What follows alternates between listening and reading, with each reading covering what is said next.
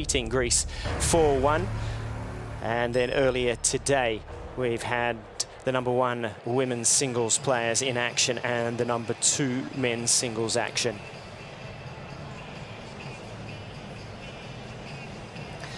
Players in the final stages of warm-up, with the teams about to make their way down from the locker room area to Ken Rosewall Arena. That man on screen has a big task ahead of him, Tim, Matteo Berrettini. Yeah, that's right. He's played some fantastic tennis, and you know, with his game, big serve, big forehand, he really can cause trouble for anyone. But you know, up against Taylor Fritz, he's looked mighty impressive with his performances so far. Well, in the earlier session today, the #1 American player, Jess Pegula, too good for Martina Trevisan in straight sets, winning that one 6-4, 6-2. And then Frances Tiafoe got off to a good start against Lorenzo Musetti, taking the opening set 6-2. But unfortunately for the Italian, some shoulder soreness meant that he then had to retire from that second match. So the US have gone ahead to love in this final. So we are now looking at Matteo Berrettini and Taylor Fritz making their way to the court. And as they do so, we'll welcome into courtside Josh Eagle. Good afternoon to you, Josh. Very good afternoon, Todd, and to everyone out there. It's what promises to be another great match. Berrettini just doing a few court sprints on the outside court, just trying to get himself going, so a lot to play for today. Really beautiful conditions again, a great day here in Sydney, and let's see what Team USA can produce. Can they get the win here, or can Berrettini stop Team USA? It should be a beauty. Well, one of the things that they've had the advantage of, Team USA, Tim, is depth. A lot of teams have been heavily favoured as the #1 singles players, as for instance Greece last night with Maria Sakkari and Stefanos Tsitsipas, but the Americans go deep in the #1 and 2 positions. Yeah, very much so. 4 top 20 players, you know, led by Taylor Fritz and Jessica Pegula, but very ably backed up by Frances Tiafoe and Madison Keys. Well, players are set underneath in the tunnels, about to make their way out onto Ken Rosewall Arena, where we will have the national anthems played. All right, 10 seconds, folks. And we are in the countdown.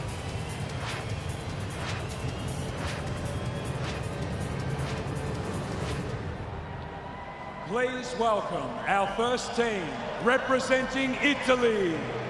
Captain Vincenzo Santapadre, Marco Borolotti, Camilla Rossatello, Andrea Vavassori, Lucia Bronzetti, Lorenzo Musetti, Martina Trevisan, and Matteo Berrettini.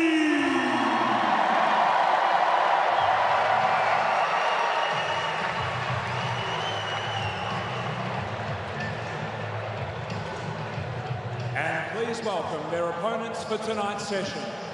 Representing the United States of America, Captain David Witt, Hunter Reese, Desiree Kravchuk, Dennis Kudla, Alicia Park, Frances Tiafoe, Madison Keys, Taylor Fritz, and Jessica Pegula.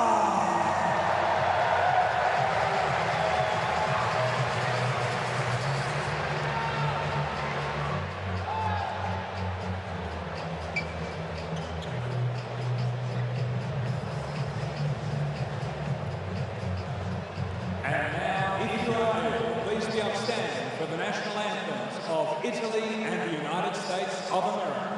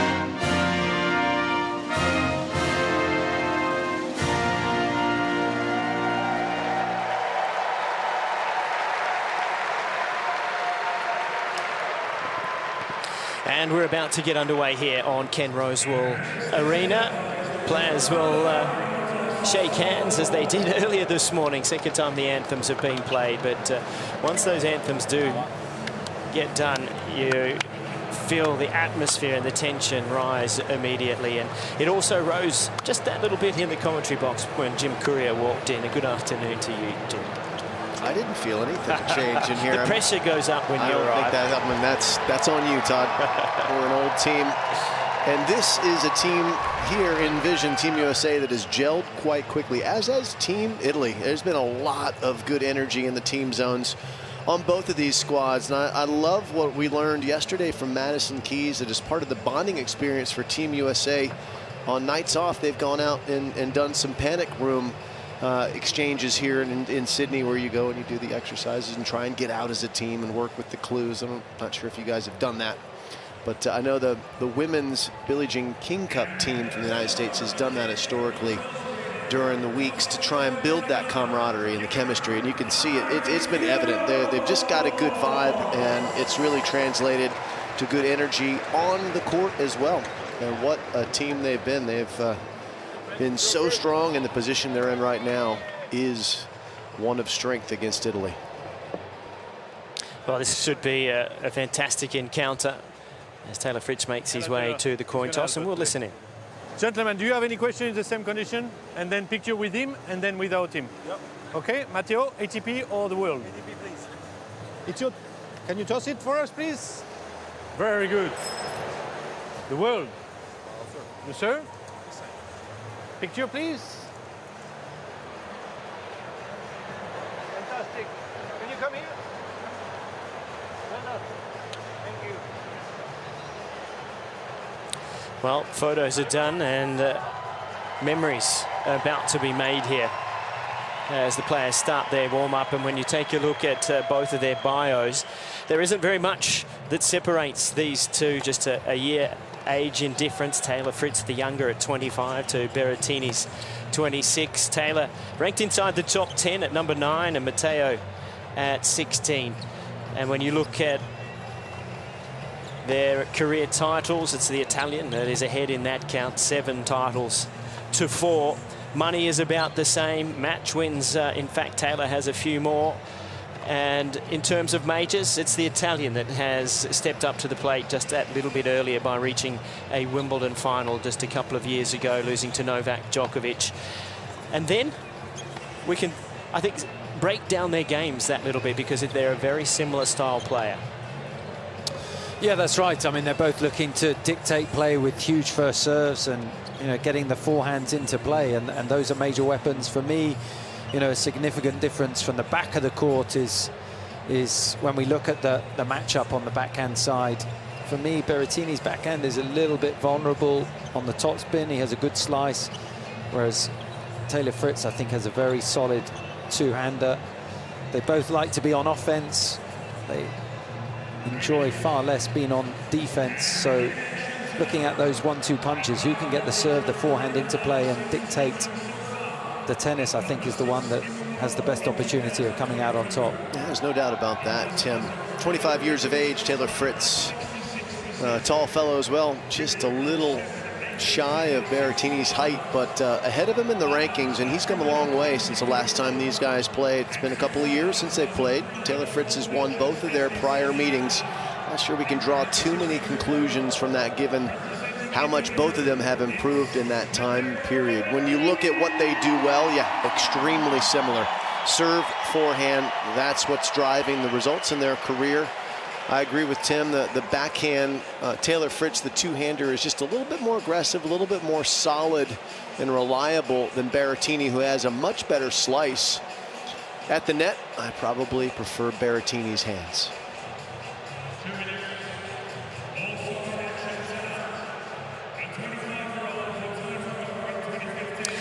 Yeah, well,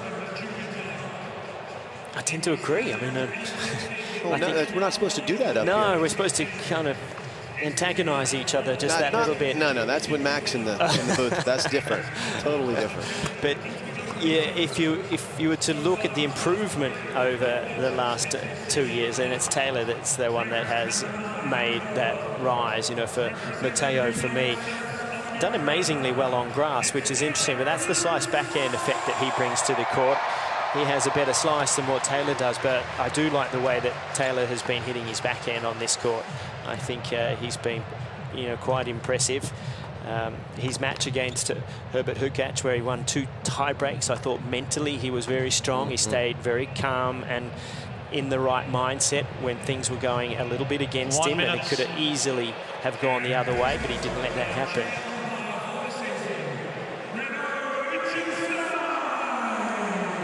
He's really enjoyed his time in the United Cup, Matteo Berrettini. He was obviously in Brisbane. We've got Josh Eagle courtside, who was in Brisbane for all of the matches, and we'll get to Josh in just a moment to give us some insight on how he played up there. 30 seconds remaining. Now, I think Josh Eagle's got himself already the courtside. Now, tell us a little bit about the group stage in Brisbane for Matteo. Yeah, look, Matteo came out and played incredibly well. I thought the court may have even played even quicker. The temperature warmer up in Brisbane, so his serve was just so dominant, and he looks hungry. He looks keen to come out and compete and play, given that he missed the back end of 2022 with a foot injury. So I think there's a point to prove. In the last couple of seasons, he hasn't played really a full schedule. So he's a big man, Berrettini. I do think he's moving particularly well. He looks keen and eager. So for me, there's a lot to play for Team Italy. And I think if he is to win today, he has to serve well. He has to serve at least about a 70% first serve.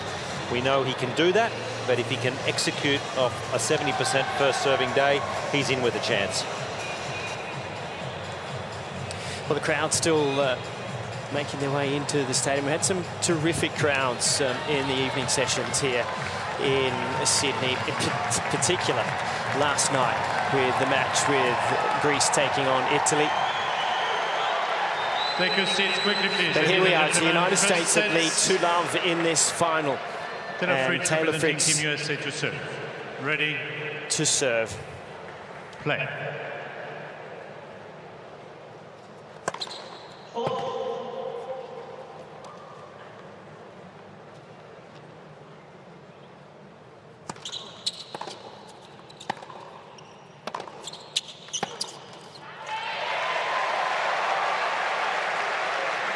Allow 15.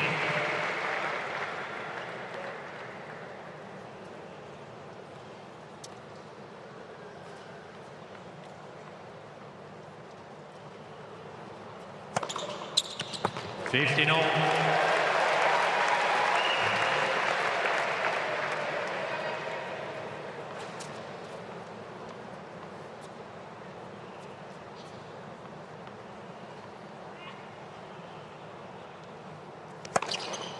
$30-15.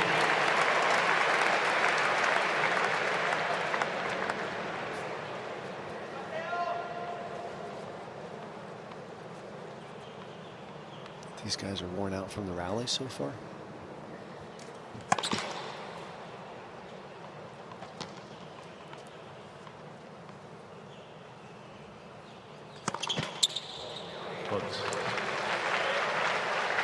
Well, we've seen a lot of the 1-2 punches, haven't we? The big serve and the forehand. This court has been effective for that. The court has played reasonably quick. And as you get to about 14 days of heavy play on it, it starts to quicken up that little bit.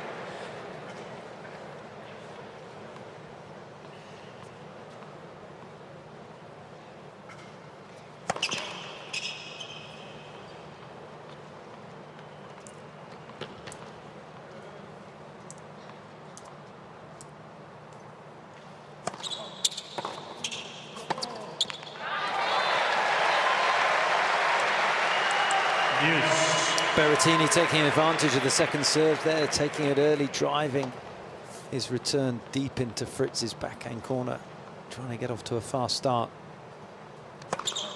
Advantage, Team USA. But Fritz already in a nice rhythm, 4 aces in this first service game, but it's only an advantage.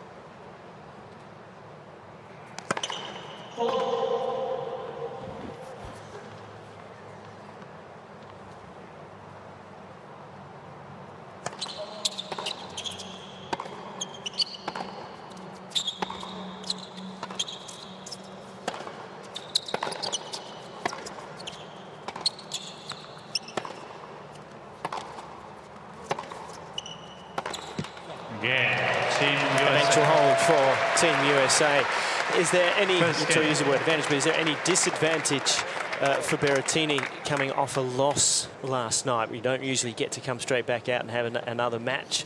Tournaments, you're on to the next venue, but for him, he's got a second chance. Well, he does, and I would be interested to know what kind of chats he had with the captain of their team, which is his coach, left of screen. That's Vincenzo Santapadre. And that's Matteo's day-to-day coach as well. I think he would have needed to do a little bit of psychological repair, because Berrettini played really well for the bulk of that match last night. But his big forehand faltered in the tiebreak and in the game that he was broken in the third set. Second set tiebreak, he was on the cusp of winning, and forehand unforced errors came into play. So they would have needed to have a chat about how to be a little bit more measured and calm in big moments, I would think. And there will be some in this match. Let's see how he handles it today. Hopefully a little bit more relaxed and able to execute a little bit better.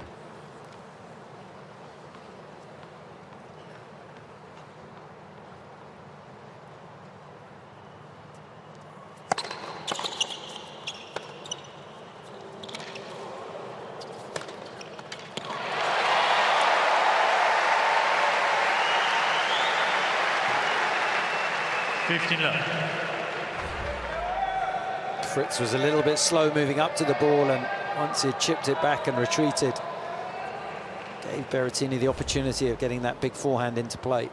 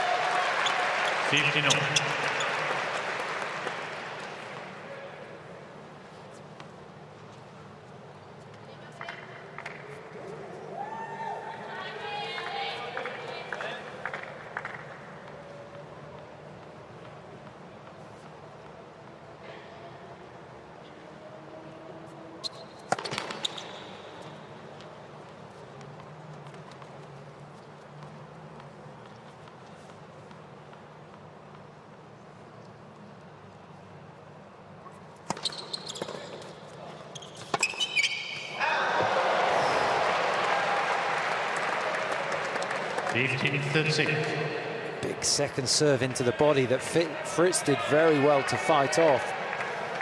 Inside out, and Berrettini ripped the forehand down the line, didn't miss by much.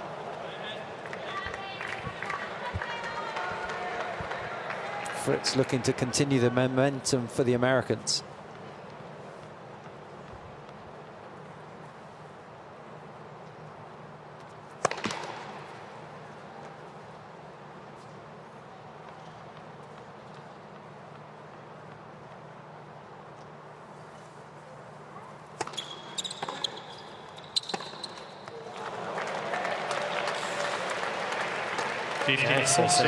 Great points early on the Berrettini serve. Yeah, that's the vulnerability on the backhand side. Fritz just doing a nice job on second serve, getting into that area of the court. 2 break points.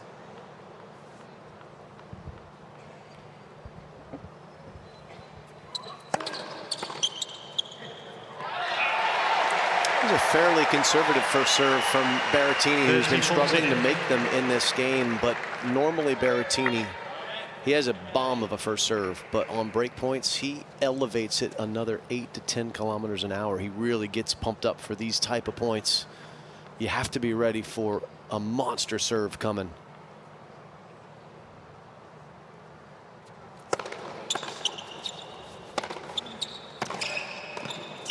And look at the hands. Whew.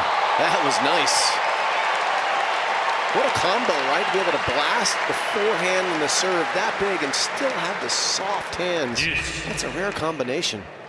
What he does do well too, he's got quite an extreme grip for the forehand, but he's able to then get to a true volley grip very quickly and make adjustments. And we saw last night one of the shots of the match was a wide running forehand with the old-fashioned continental grip, and that's why he's good at net. He can change his hand softly and quickly on the racket.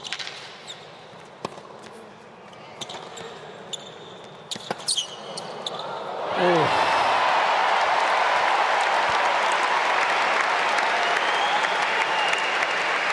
Gotta love rallies like that. Just quality shot after quality shot. And you gotta wonder too if this is the type of start maybe that Berrettini needs to kind of kick-start him. Francis Tiafoe had a similar start this afternoon.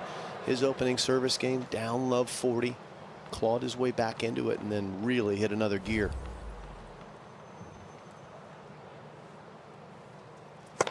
Let's the service. Ran away with that opening set against Musetti, who sadly suffered a shoulder injury and defaulted early in the second set. Wish him the best. Hope he's able to be ready for the Australian Open.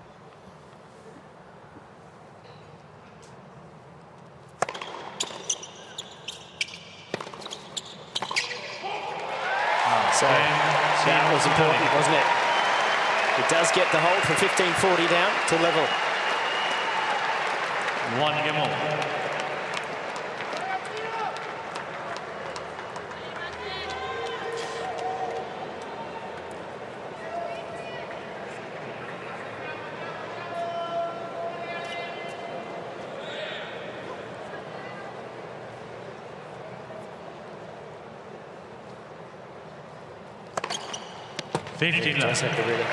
Taylor is from a tennis family.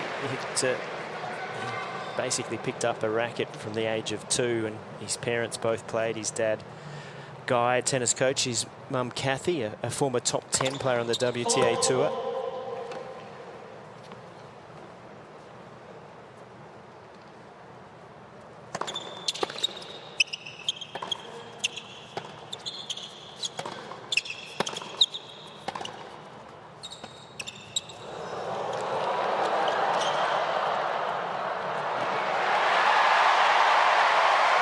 That was interesting, wasn't it? He ran up to that ball with the forehand grip, Taylor Fritz. And we're talking about Berrettini, who could go more neutral. He wasn't able to open the face and just push it deeply. Watch, he has a little bit of a top spin. And that gave Berrettini an easier ball to play off. Yeah, that's it's an interesting tactic, isn't it? It's getting Fritz out of his comfort zone. Let's the service. Side to side at the back of the court, Fritz is comfortable. Moving forward and playing at the net can be a little uncomfortable. 30-15. Talking about a little uncomfortable, and Taylor says that his favourite tournament, as it would be, is the US Open. But I mentioned his mum, a top 10 player. He ended up losing first round of the US Open last year to Tracy Austin's son, and it was an interesting match because it was a scenario where Kathy used to play against Tracy. Tracy had won a US Open as a teenager. Now the sons are going head to head.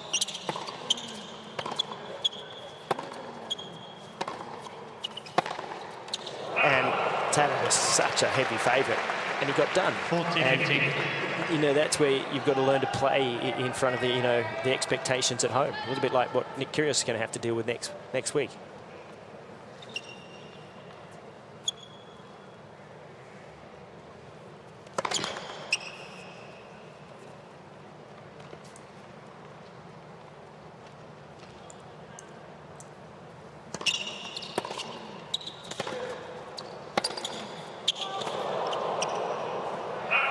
Speaking of those expectations, Taylor admitted after losing to Brandon Holt, Tracy's son, in the opening round, that it was his own expectations that really made it hard for him to play.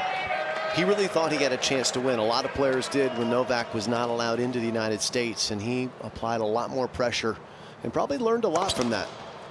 Maybe a little bit different. There are a lot more expectations from the public around Kyrgios in the Australian Open, given his Wimbledon run last year, than Taylor would have had going into the U.S.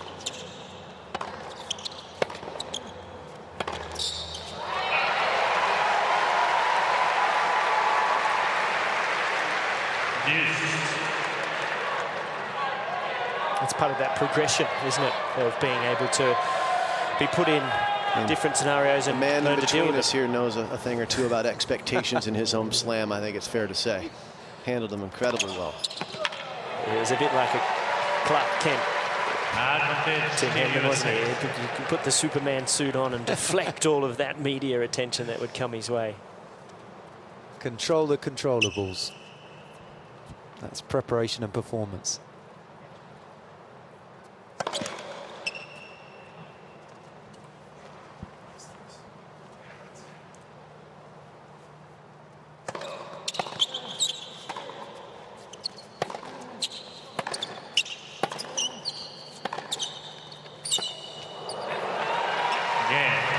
It's been a tough start to this match. 3 games, 3 juice games, and it is on serve 2-1. Taylor Fritz Team USA leads and Team USA two lead against 2-1.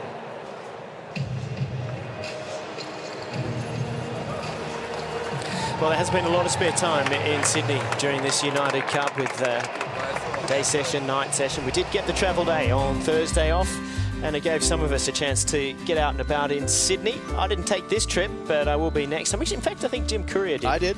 You went over to Manly? I took the fast ferry to Manly with my family. We had a wonderful meal over there, went down to the beach, tons of surfers on the water. It's a little bit of an overcast day, but the surf was pretty good.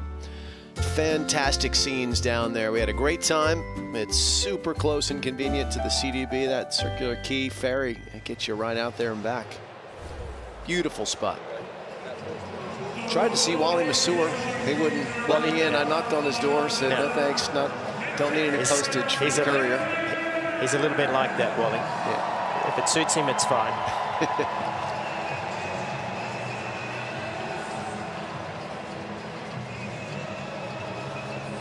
Well, the United Cup has been a success. You know it's going well when all of the players are talking amongst themselves about how much they've enjoyed being involved in a team environment together.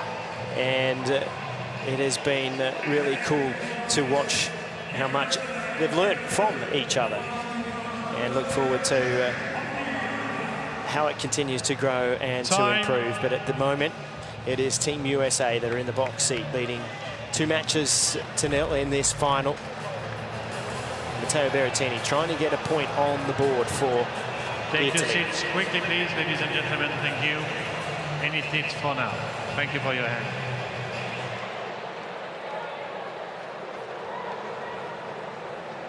Berrettini here, serving at 1-2.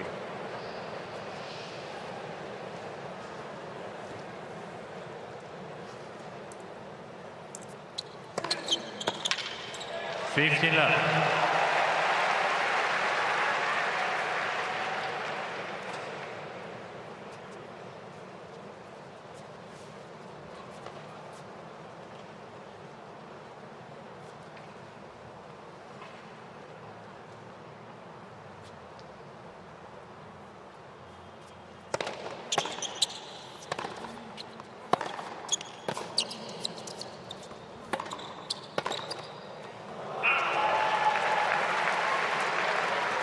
Berrettini's served up quite a bit at the body so far against Taylor Fritz. His Ken Rosewall watches on. Nice to see muscles out here. Smart tie he's got on there as well. He's brought the club tie. Is that a local club here in Sydney, that one? Green and purple. Where have I seen that before? If I only knew a couple of members that could invite me to tea at that club over southwest England.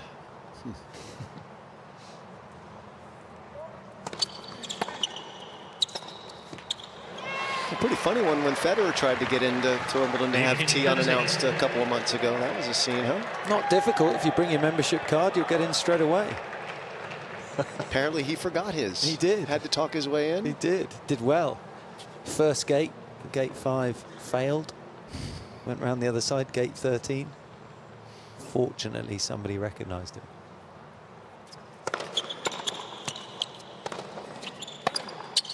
Ooh. I recognize that forehand from Taylor Fritz. That's the one that's put him in the top 10 in the world. And it gets into another 15-40 against Berrettini's serve.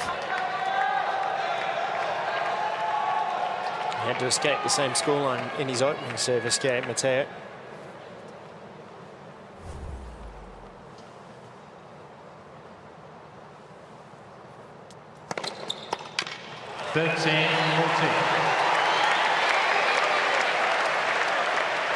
So Berrettini, average first serve speed just around 200K, and in break point he just cranks it up another gear. That one 208.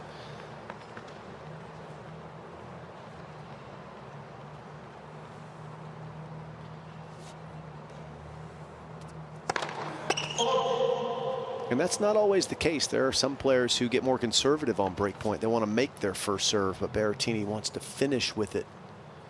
Not that time. Here comes a second.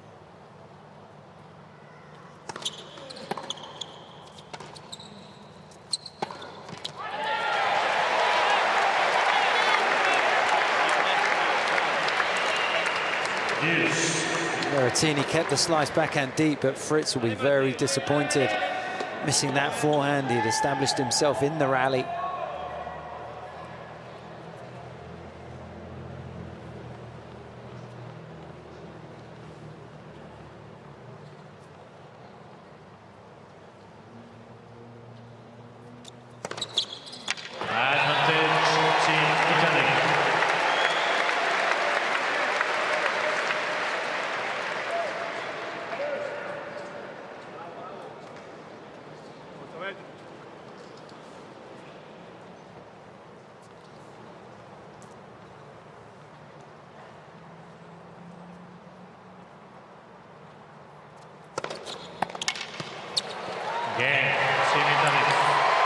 He escapes the break points again, Berrettini.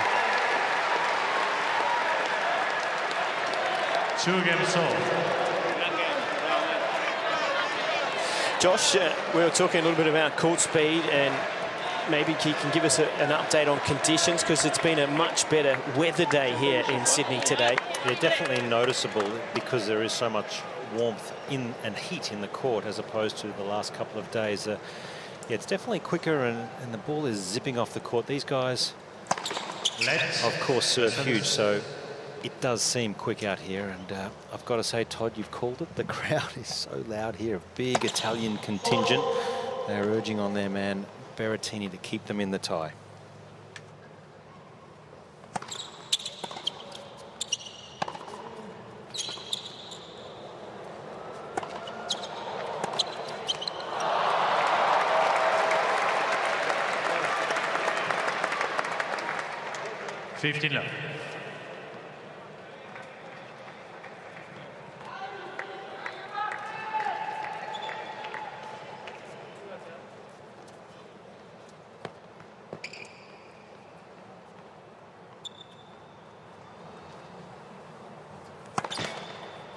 Love.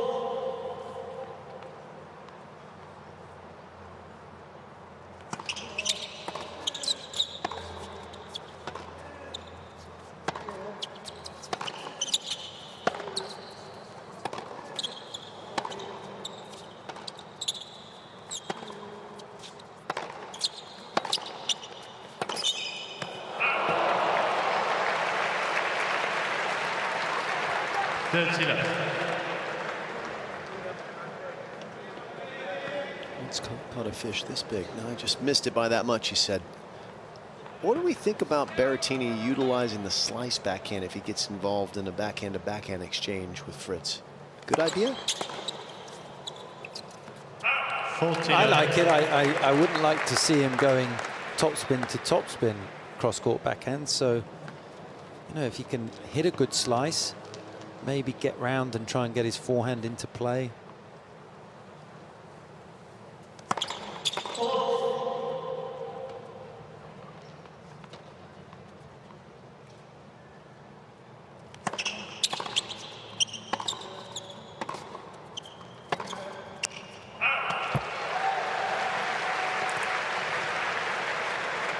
I think the backhand down the line at the right time is an important shot for Berrettini. If he goes down the line, then you're asking Fritz to go cross-court into his strength. Game, Team USA. First comfortable hold of serve in the match, and it is Taylor Fritz who has 3-2 in the first. I'm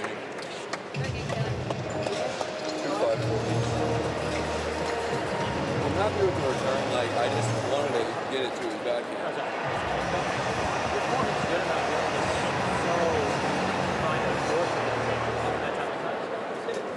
On what, the second shot? Yeah. Well, it just, the slice just took off.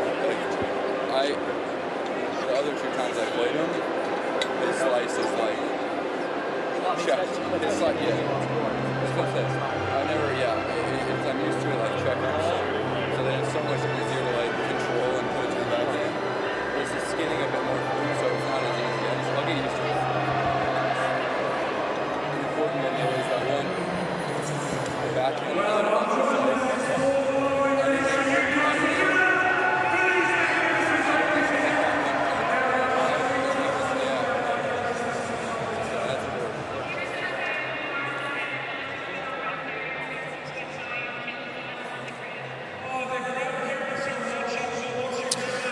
Some of the crowds that were making their way into the stadium just that little bit earlier, and there is the Italian support cast. United Cup being played in 3 cities around Australia, with the finals coming together in Sydney. Time. We had our city winners, and of course that here in Sydney was the United States. So you could almost say they've had the home court advantage coming into the semis and the final here this weekend. Oh, it was interesting listening into the team zone on the change of ends in Team USA. Mike Russell, Taylor Fritz's day-to-day traveling coach, engaging with Taylor, having a discussion. And Taylor usually does most of the talking, and he did again. And he talked a lot about the Berrettini slice backhand.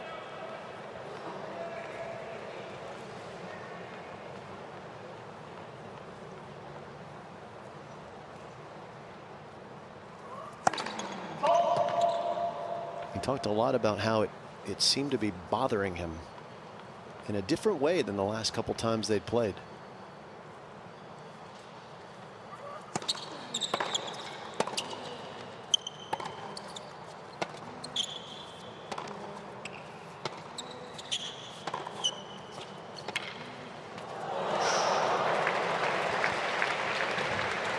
Well, we talked a little bit last night about Stefanos Tsitsipas' slice backhand, how it's more of a floater and how it doesn't shoot down and through the court.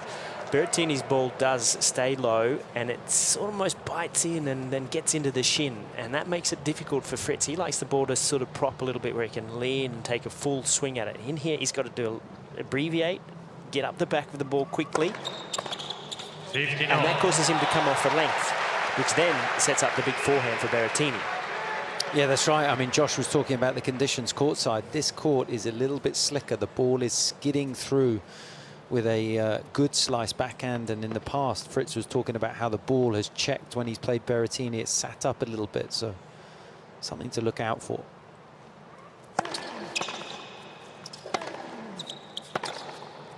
It's also something for Fritz to improve his own slice backhand, because one of the things, if you do come up against a good slice backhand, if you can learn to go back at them with that same shot, it's actually a little tougher. That was Tim and my issue. I'll throw you in the same basket, can I? Absolutely. Very happy to discuss slice backhands with yours. As Berrettini gets to 40-15 and has what looks to be a comfortable hold of serve for the first time tonight.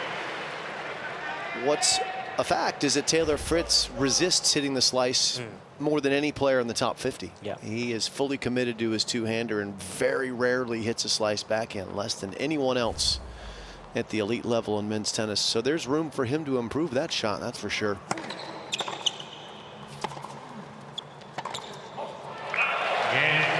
So at last, a comfortable hold for Berrettini.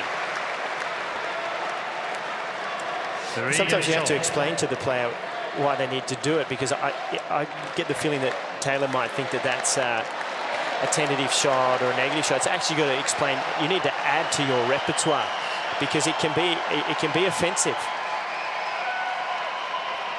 Thank you.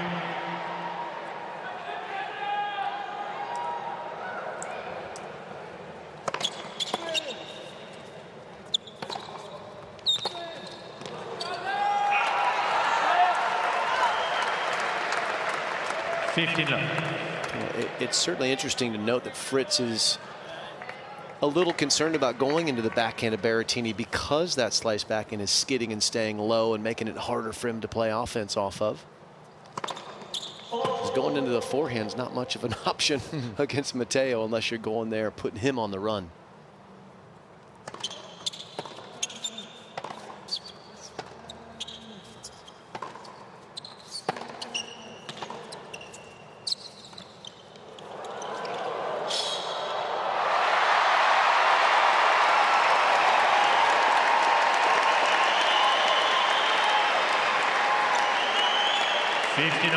Seen a couple of nice drop shots from Berrettini, because he's threatening to hit this huge forehand.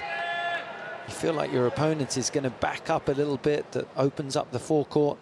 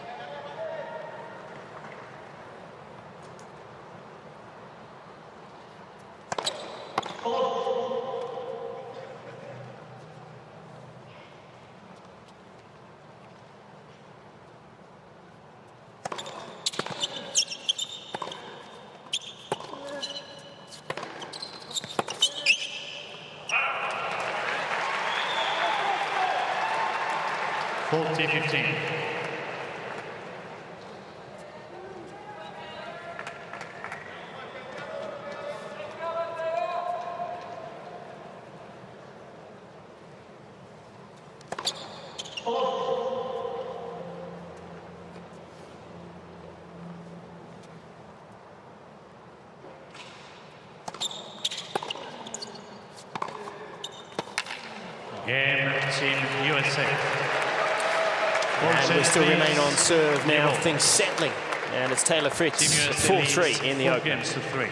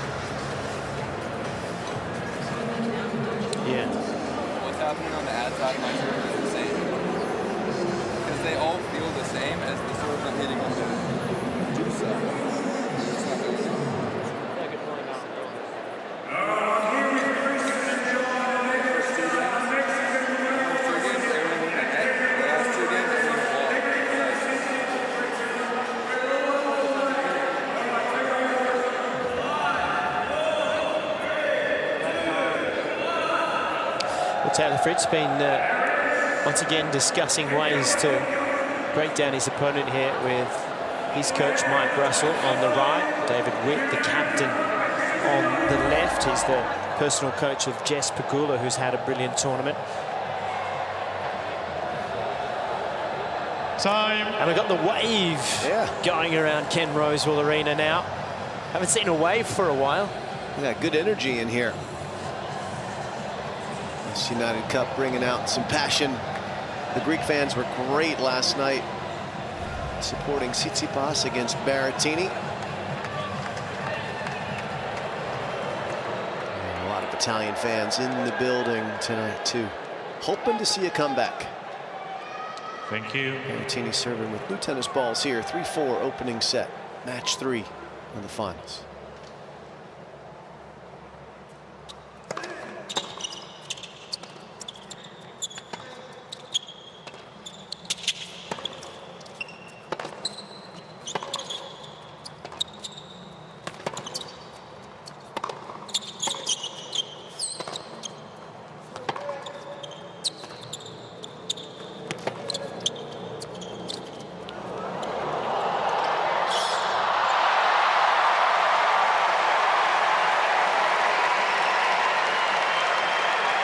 Berrettini working Fritz around the court. Fritz just refusing to go to the forehand. And eventually, Berrettini played the delicate drop shot. Fritz got there in plenty of time, but his racket work was lacking there. He needed the racket out in front that bit earlier. Keep the face open. It's twice running to the forehand that's been a little awkward.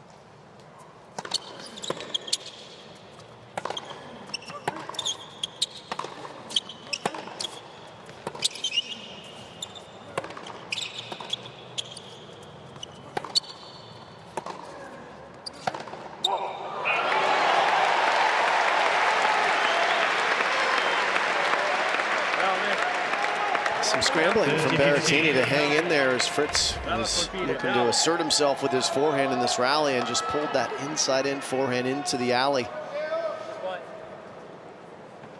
Berrettini missed that first serve. That was his fastest of the match, though, at 2:21. That is upper echelon speed.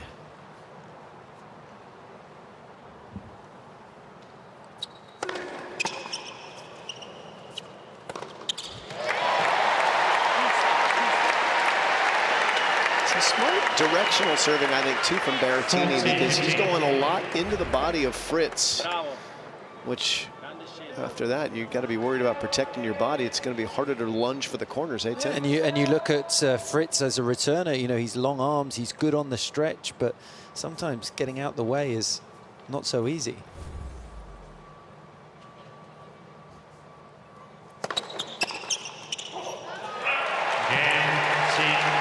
It's a big serving from the Italian. Vogliamo provare a incrociare la risposta all'ultimo punto? Sì, secondo me va in fuori. Proviamo, eh? Sì, va bene, assumo la responsabilità. Se fa il punto li fa vedere.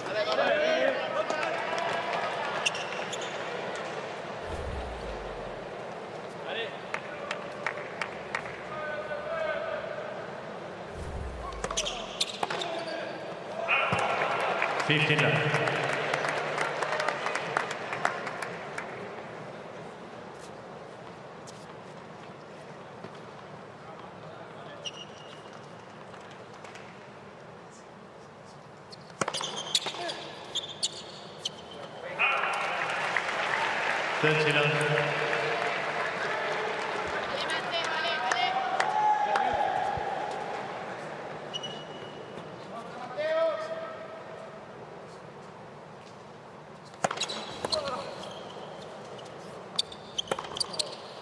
Misses that one, Taylor Fritz, but he's doing just fine on serve, but he's really struggling to make serves in the ad side and crushing it into the deuce. Look at the bottom right of your screen there, almost not missing a first serve in the deuce court. Can barely find the court with a first in the ad. That's unusual. You guys ever get that feeling back in days when you were playing, that it was just struggling on one side in particular? Not really, not that I can remember. Me neither. Well, just general serving was a struggle.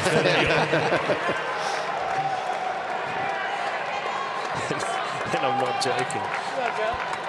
131 Ks, that's a pretty tentative second serve. Now we got 4 all 30 all.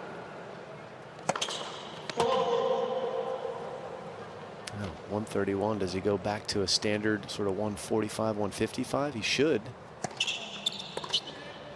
Ooh, got let off the hook there. 140 middle of the box. Berrettini will be disappointed not to make him play. You know what? That one had a bit of spin on it. It jumped because you could tell the way it came off Berrettini's racket. It skewed unusually.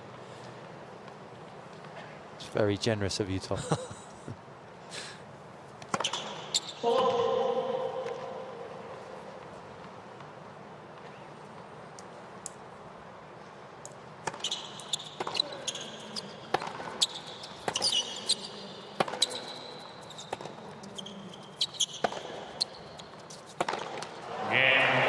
Slaps that forehand into the middle of the net, and Fritz gets the hold. Team USA ahead 5-4.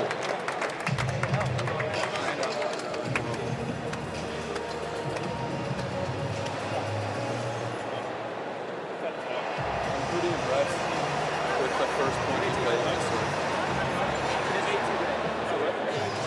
I feel like he was able to go first off, like rush back against the ball, and that slice is so short.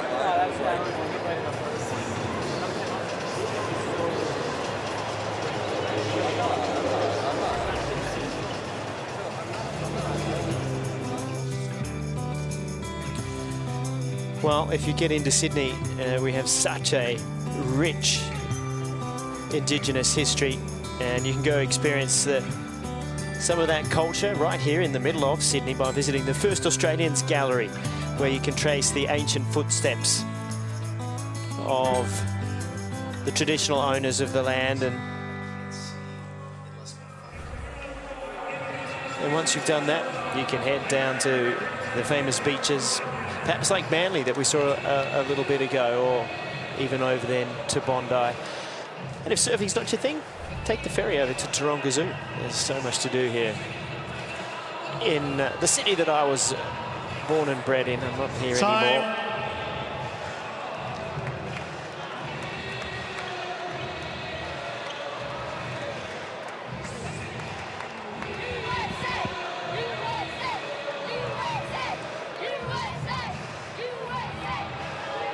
One thing about the USA, it's a lovely country to live in, but we really need to work on our team cheers. We're really limited.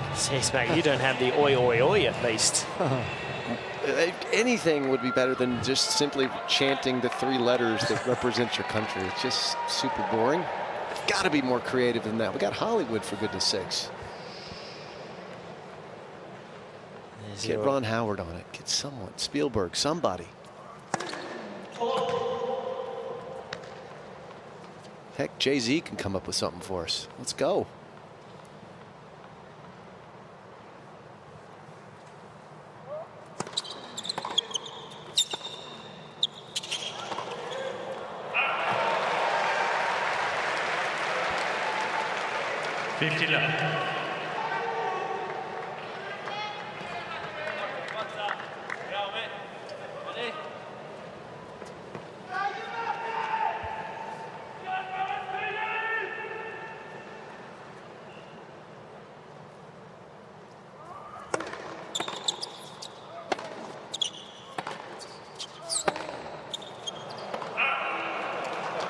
Couple of loose forehands. He had one in that last game that was sitting there ready to be dispatched, and he slapped it into the middle bottom of the net. And of course the forehand was the one shot yesterday when he was so close to being able to finish the match in a second set tiebreak that disappeared for Berrettini.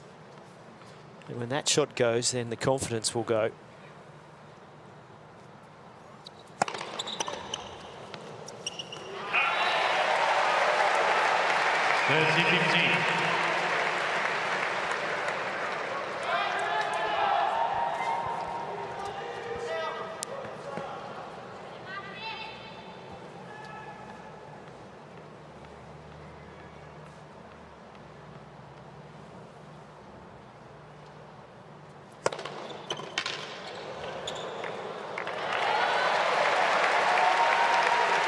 Getting a lot of value when he makes that first serve, and he's serving well. But we've talked about how Fritz is struggling with his serve, especially in the ad court.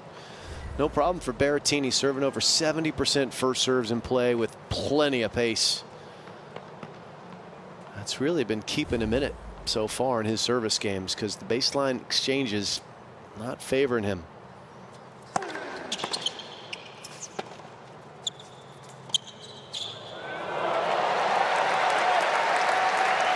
touche. Seen a few drop shots from Berrettini, but this time Fritz backed him up and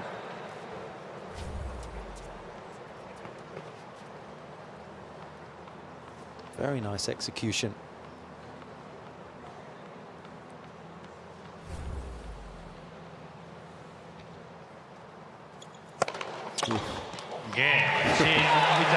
He's just again that body serve.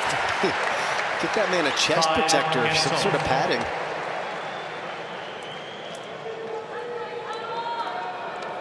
Berrettini's done well, I think, to be at 5-all, considering he's had to save a couple of 15-40s on his service game. But this must feel uncomfortable for him when he's in the rallies, because the backhand strength of Fritz is making it tougher for him to get a lot of forehands in play. 50 love. And with his forehand, he's normally really going after it. And look how few of these shots, the red dots are the ones that are in the court, how few of them are close to the line. So many through the middle of the court. He's just not getting the offense that he wants. And that's because of that. Taylor Fritz just taking it to him, taking time away from him. And that's where I think if he can get more of those slice backhands low to the Fritz backhand, then he can hover in that backhand corner and go to work on a forehand from there. Easier said than done, though, given how well Fritz is playing right now.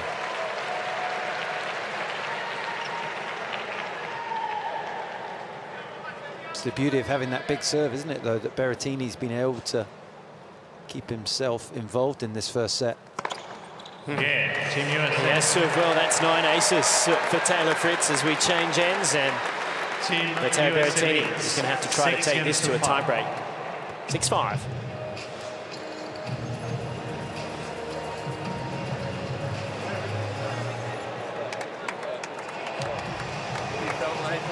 Felt like he hurt me with the return, so he was already stepping around. I just went inside and didn't even get it good, and he was like, I stepped late too.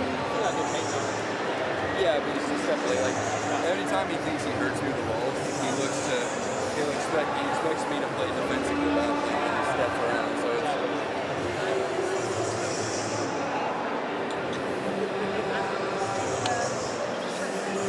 I feel like when I start getting over, he wants to go body.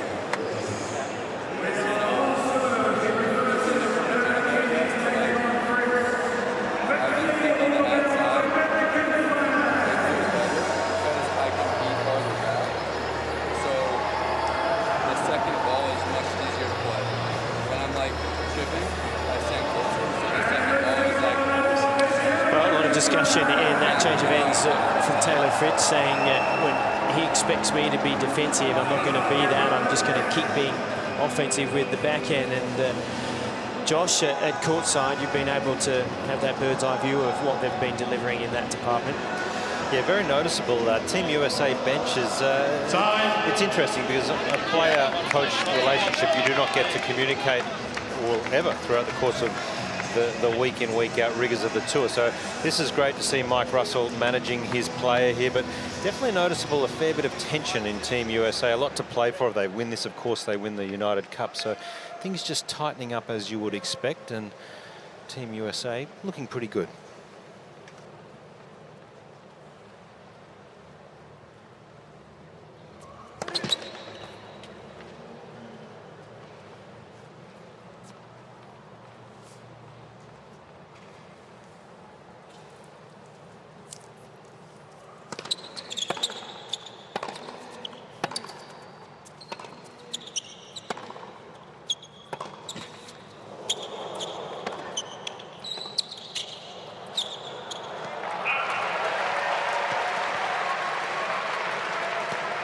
Love 15.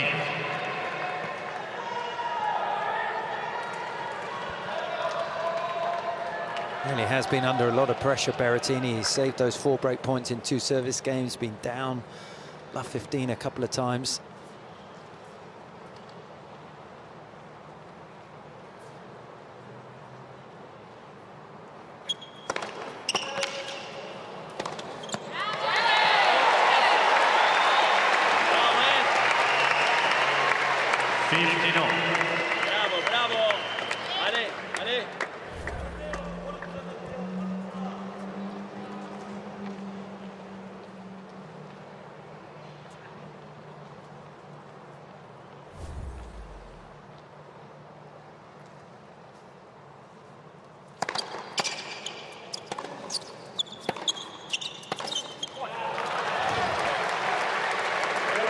218 kilometers an hour on the serve. 15, And 30. coming back with interest. Fritz seeing the ball well, timing the ball well.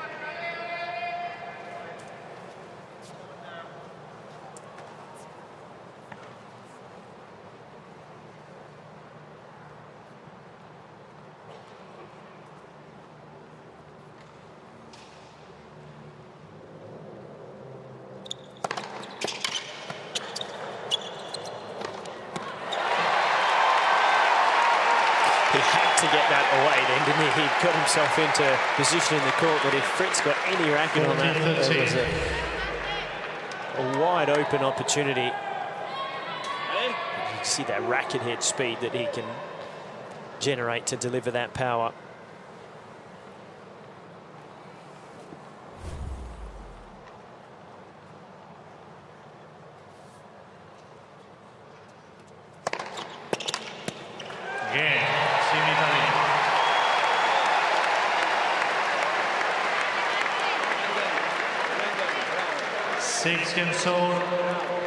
Okay. Tiebreak. Fritz had the chances, but they're both in the tiebreak together. And one thing I think we should be looking for here is how does Berrettini's forehand hold up in this tiebreak? Because when he was trying to close out Tsitsipas yesterday in the second set tiebreaker, the forehand had been great all match until then, and he had a couple of unforced errors. See if there's any scar tissue or if he's a little better tonight.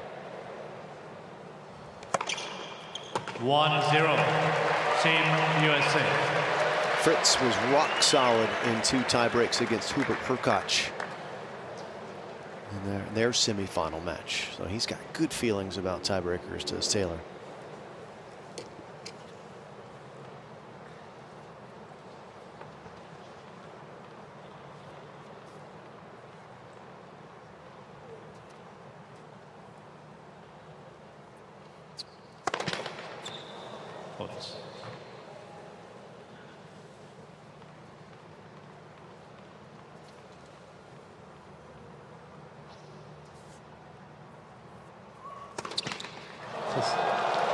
One of the 2 matches that they've played previously, which Taylor won both. And 1 set has gone to the tiebreak. That was won by Berrettini. But again, some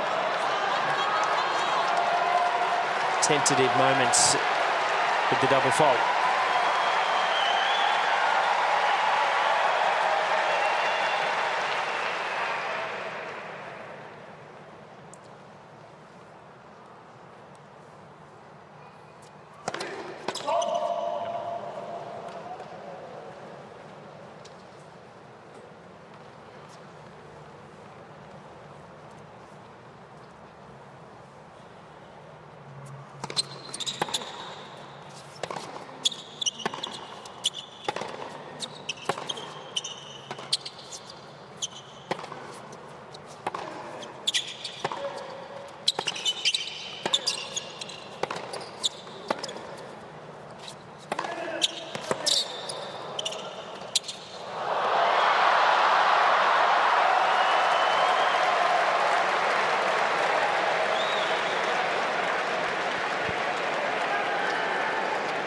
Not clear, is he? At these key moments, it would seem. Well, it was a well-constructed point. You felt like he was getting the big forehand into play, but Fritz was resilient. He kept getting it back, and then this, and his poor execution on the back of a double fault. Yeah, pointing to his head. That is not a smart play.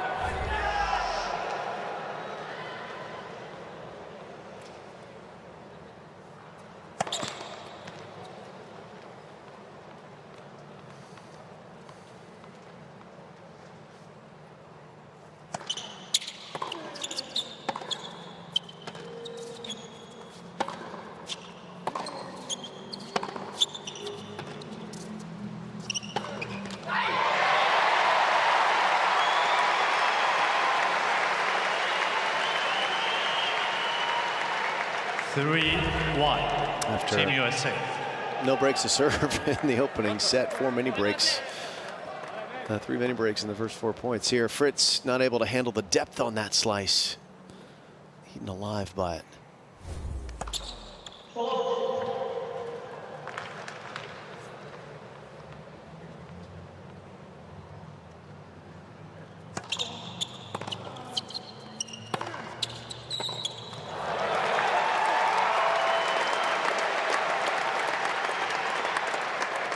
Lot to play for. A few nerves on display here. That second serve was awfully short and slow in the box, and it worked out well because Berrettini kind of had to lunge for it.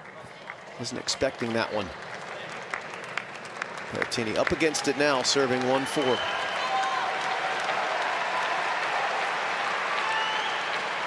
Making 70% of his first serves and winning 80 when they go in, but on second serve only winning 33%.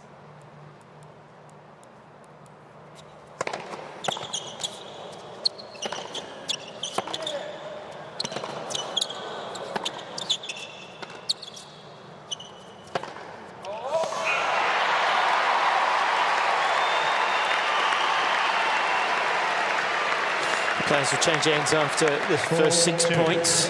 Team USA. And it's been a scrappy tie-break, I think you could say, to this point. When Jim, you say playing for a lot, the winner of this match will pick up $251,000 US. The loser, 0. And a lot of ranking points as well. There's a lot at stake, and they're playing not just for that, they're playing for their teammates. They're playing, in Berrettini's case, to give his team a chance, and for Fritz to put their hands on the trophy. It's a lot.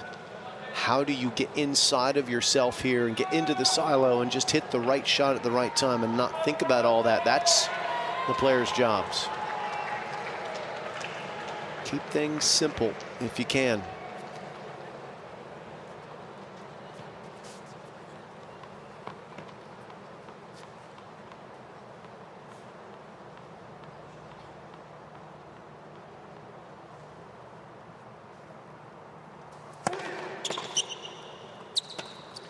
Oh.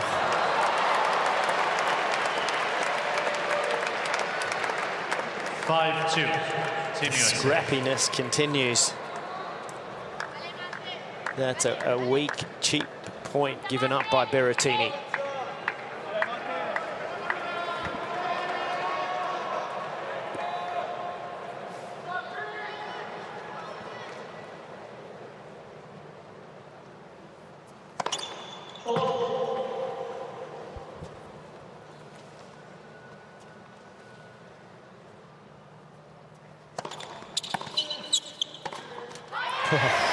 Just to explain a little more about the prize money. Each match that the players play, they play for a prize money per match. There's a participation fee depending on your ranking. And so you will accumulate a prize money. You will accumulate prize money throughout the event with each match that you individually win.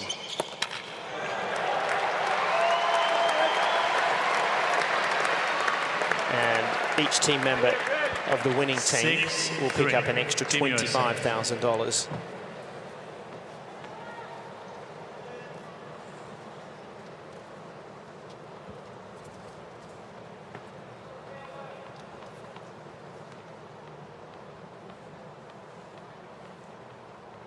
Three set points now for Taylor.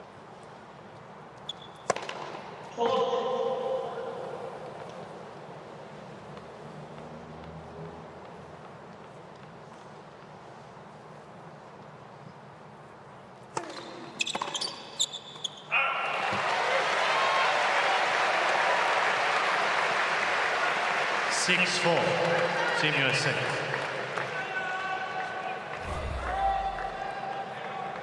Another shot that Fritz will have been disappointed with. Second serve, it was on his racket.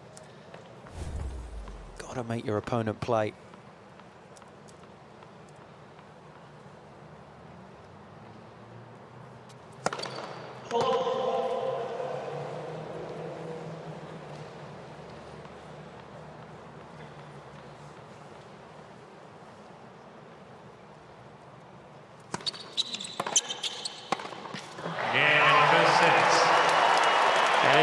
Team USA just one set away now from winning the United Cup.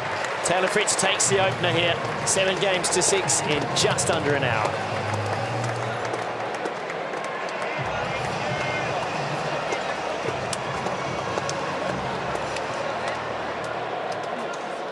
Wow. Well, let's take a look at that summary, but the quality dropped in the tiebreak. I think that's fair to say. Yeah. Look, Taylor Fritz's first serve, we showed you how it was bifurcated. He was serving great in the deuce court, struggling in the ad, but ultimately he never faced a break point. He had the 4 chances against Berrettini, but Matteo came good with first serves when he needed to, got it into the tiebreak, and you could see how much it meant to them. And that the level of play unquestionably dropped when the tension rose in that set. Fritz was able to manage his nerves just a little bit better than Berrettini, and he's put himself and his team in a winning position, Tim. Yeah, that's right. He will be absolutely delighted to come out on top. You felt like he had the upper hand in some of these baseline exchanges, and Berrettini looking to use the drop shot, flicking the lob. And sometimes it's not pretty. You've got to find a way, and it was Fritz that was able to find a way to come out on top in that first set, and really does put the USA in such a strong position.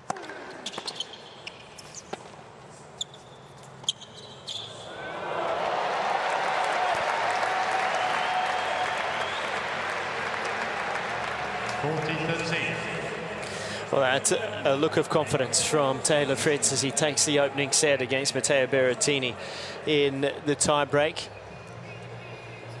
And somewhat similar, unfortunately, for Matteo Berrettini, that when it got to the crunch time in that set, his level dropped, Jim. Yep, yeah, a little bit, just missed some routine shots, routine slice backhands, rally shots when he wasn't trying to hit winners, drop shot, probably regretted. This man is just doing what he needs to do. Having a good tournament, Taylor Fritz. Just the 1 loss in 4 matches. Probably because the guy he lost to had a fantastic captain. I don't know. That may have had something to do with it. It was a great Britain, Cam Norrie, taking out Taylor Fritz in one of the highest quality matches, Tim, of the championships. Yeah, definitely. Cam played fantastic tennis, not only in that match, but for the whole event. And as you say, some really quality, high-intensity tennis.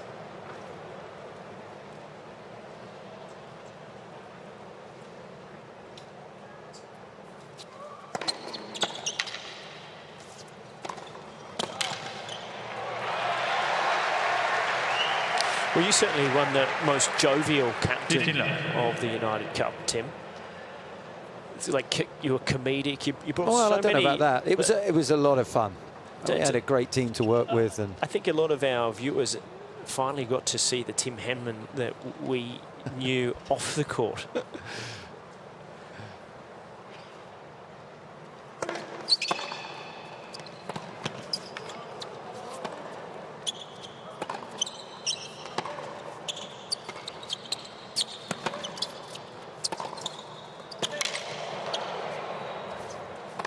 Oh, that's big.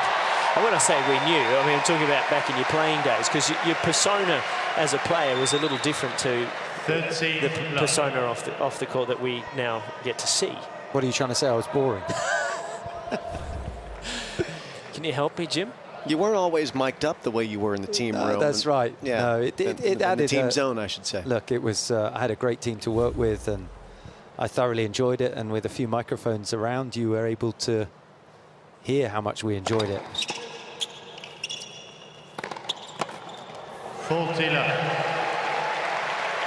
And I like a chat. Some of our team like a chat, and if I didn't have anything to say, certainly our vice captain Johnny O'Mara had something to say. I didn't know him so well, but I'm certainly aware that he can talk underwater now.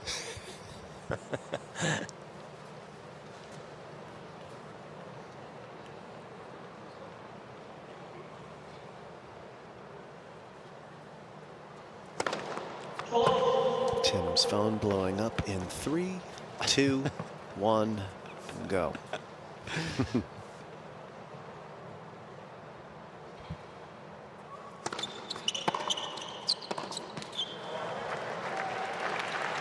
40-15. I think one of the things standing out in this match at the moment, though, is where Matteo struggles in his matches, and that's when he gets pushed hard into that back end. If you can get in there quickly, or you can get him stretched in that area, that's where he's able to be exposed, and that's happening a little here today.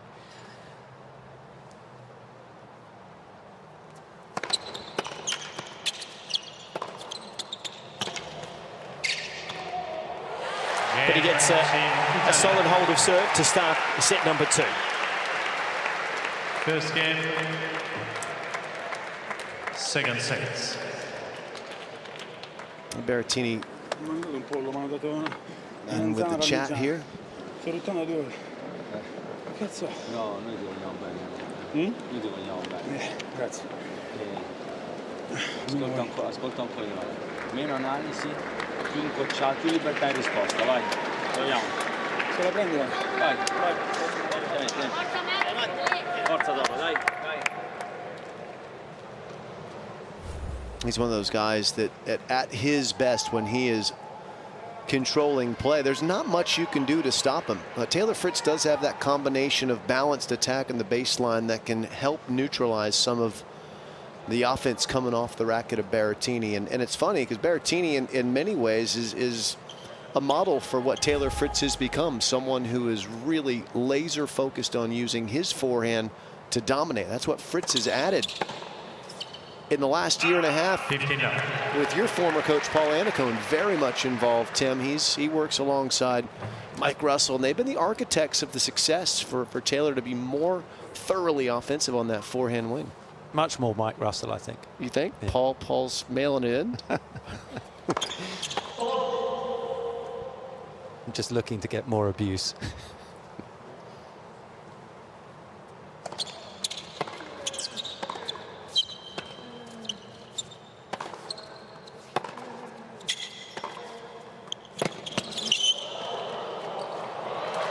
No, on a serious note, my old coach Paul Annacone has been around with Taylor for a long time, and he, you know, when he started talking about Taylor's game to me, you know, he really felt that there was enormous potential. And now I saw him play a lot in Turin at the World Tour Finals when I was there, and I was incredibly impressed by all aspects of his game. And when we analyze it now, you still feel there's areas that he can improve on, and that's pretty exciting.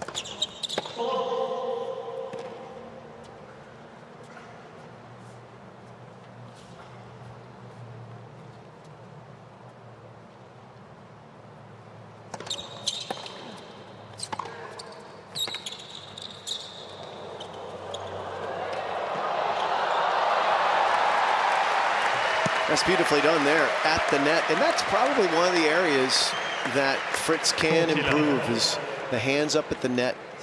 Being able to throw in the serve and volley when you're playing someone who's blocking returns that are floating, and take that option away. Make the slice backhand an option. I mean, those are 3 big areas for a guy that's already top 10. That's good news. He's got room to improve that much.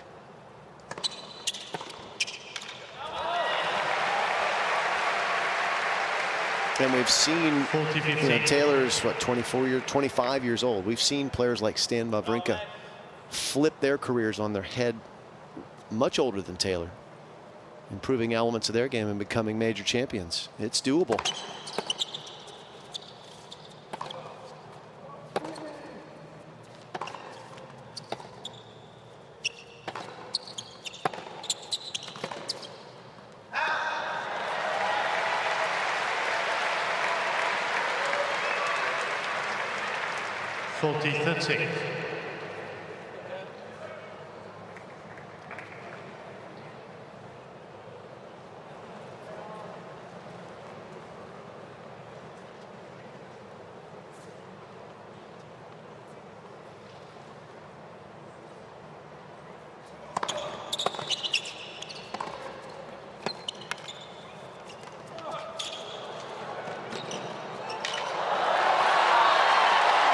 Very smart and clever shot from Berrettini.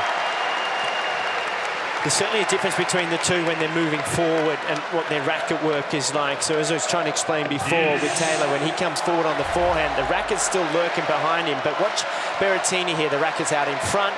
it's the face is open. He's able to then chip into the different areas, Tim. Probably a little bit easier on the backhand side, but Berrettini's a big guy moving forward. He dealt with that very well. Advantage, Team USA. But immediately, Fritz slams the door. 11th ace of the match.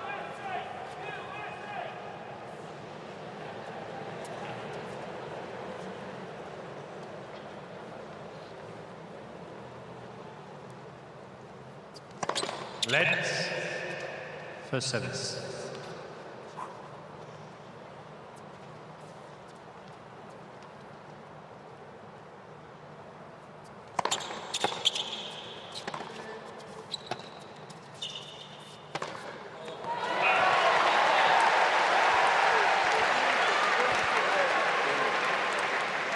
Deuce.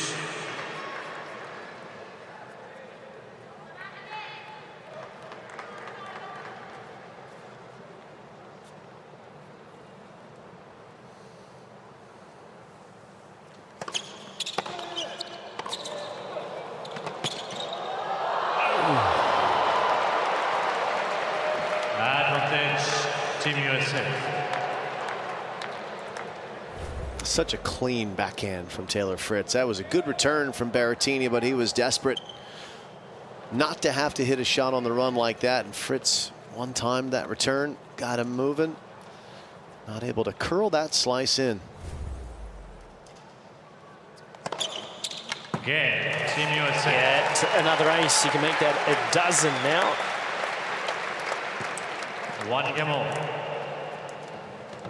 You talk about making those later improvements, like you mentioned, Stan Wawrinka. I wonder how much the different personalities are able to deal with that. I mean, you know Taylor's personality quite well, very quiet guy. Is he able to make those changes with his style? Time will tell. Time will tell. I think he takes a lot of convincing from what I understand from his team. I think you have to be pretty constant with the suggestion, from what I gather. Because that's an issue, isn't it, with some players? Some players get there because they're as stubborn as they are, and they have this determination, and others, you can feed them that info and they can take it on board.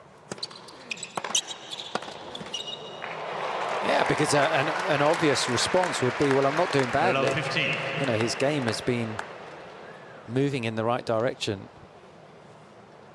You might think, well, you know, more of the same. It's getting from 9 to 5, and then 5 to 4, 3, 2, 1. It's gets harder. 1%ers moving forward from there, isn't it?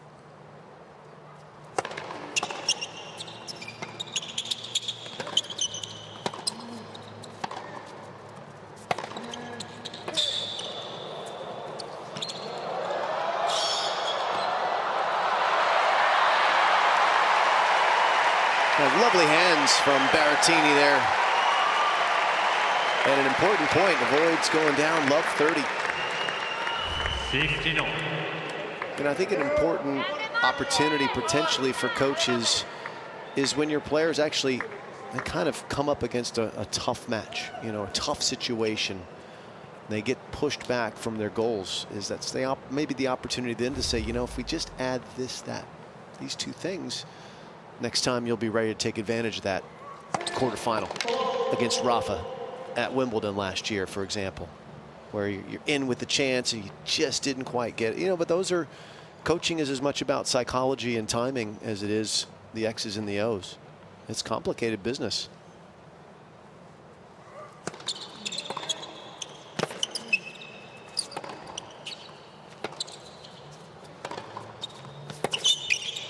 And the complications are multiplied by the fact that in tennis, the players pay the coaches. Yeah, they're the boss. 15. Sometimes you might be paying for not what you want to hear. If you've got a good coach, then you're not #1 in the world, then yeah, probably should be hearing some uncomfortable truths.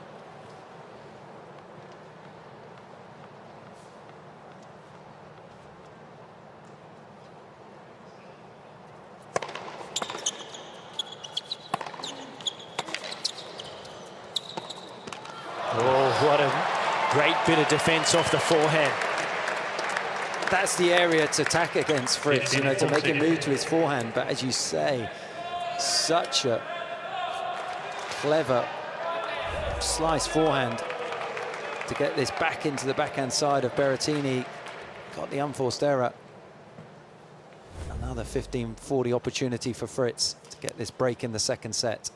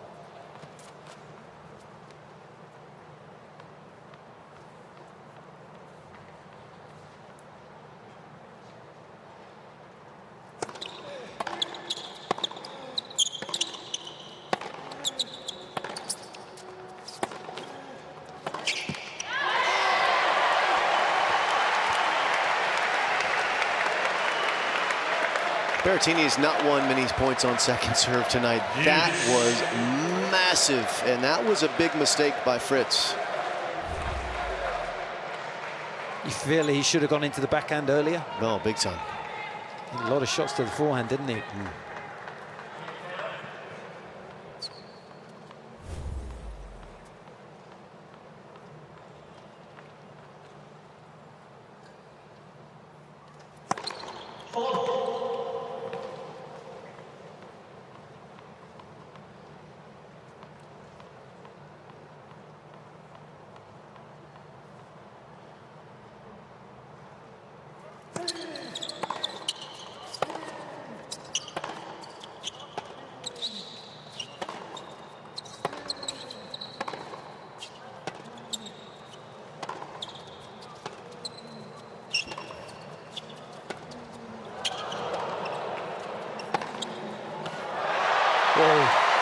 Catches the line. Just.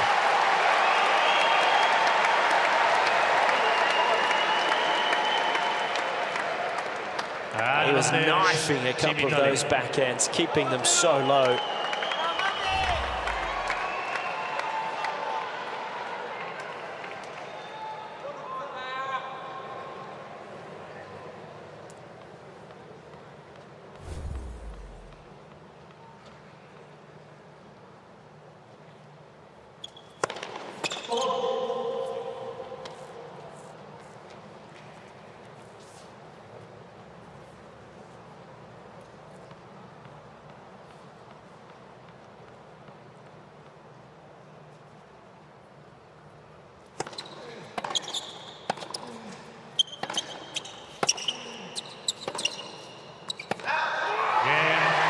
Survives again on serve, Berrettini from 15-40.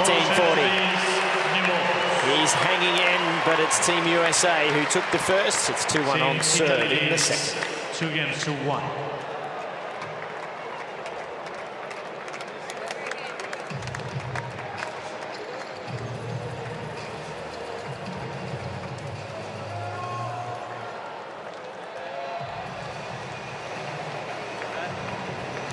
A long walk from the opposite end for Matteo Berrettini. And time to pat himself on the back just a little bit for getting out of that. Not happy with himself.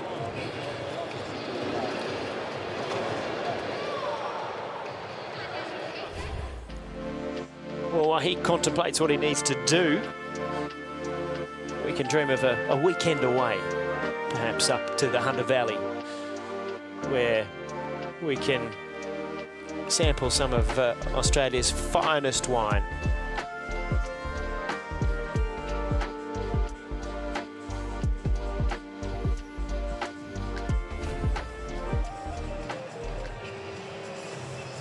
Bit of fire from Matteo Berrettini when he got to the team box, got rid of one racket, didn't break it, just discarded it, and a little unhappy with being down 40, but the main thing and most important is he got through that game. That's right.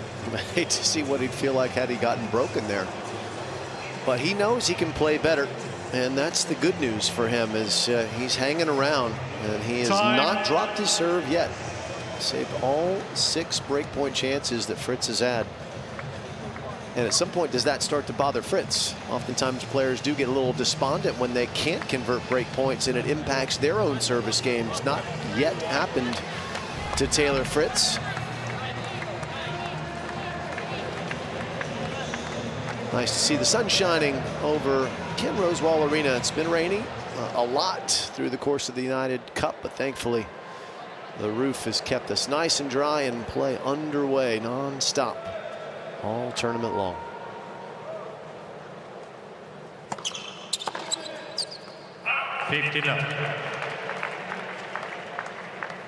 Such an improvement for the stadium.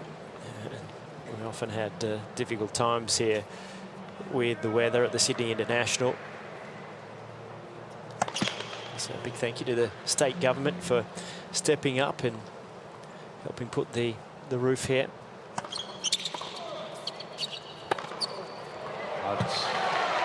It also then has allowed it to be more of a multi-purpose venue too. So throughout the year, netball played here. You have concerts or anything, or just sport? Just sport. Right.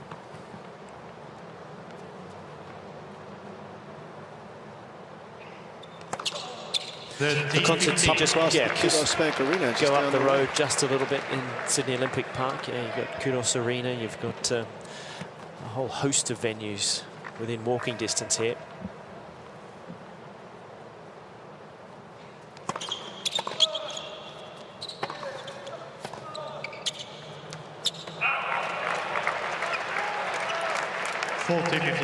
Fritz, in spite of those breakpoint chances that he couldn't convert, no hangover effect in this game. 40-15. And better first serve from Fritz in the second set, making a lot more.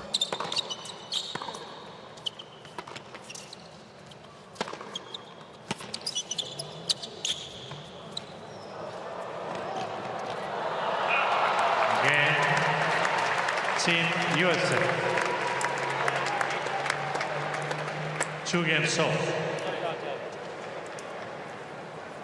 Well, we've got Josh Eagle courtside, and we haven't chatted and checked in with you for a little while. Josh, you picking up anything from your vantage point? Just very noticeable how much Fritz is moving his opponent around. Berrettini, he's working very hard physically, and I just wonder how he's going. Just only played 6 tournaments in 2022, so could just possibly be catching up with him physically. He is walking very slow between points and games, and he is just hanging in. But Fritz seems to be looking very comfortable and certainly playing well within himself. So I'm definitely looking good for Team USA down here courtside.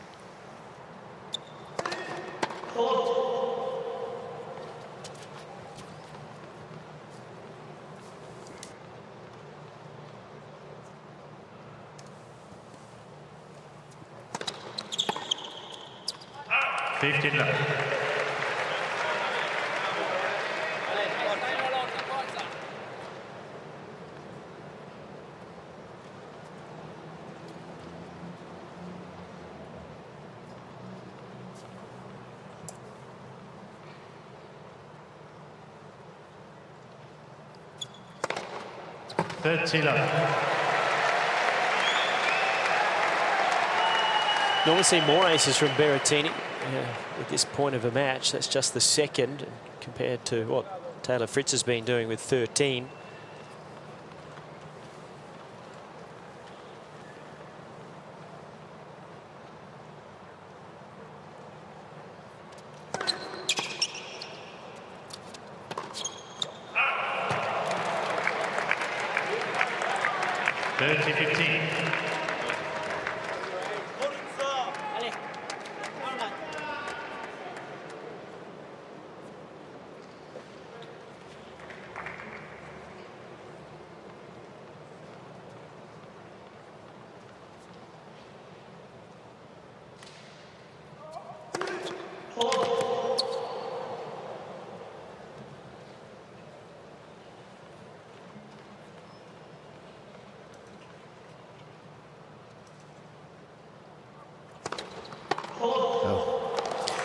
You can just see in his body language the concentration isn't as tight as it needs to be, Berrettini.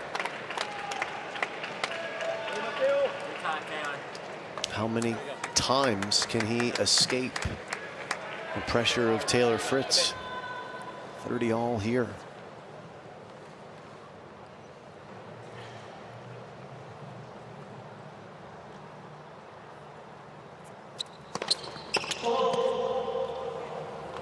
Fritz has done such an excellent job of getting the ball into the backhand corner against Berrettini's second serve. Easier done in the ad court when you can pull it across the court, but it's the right idea on either side. Just overplays that two-hander. 40-30.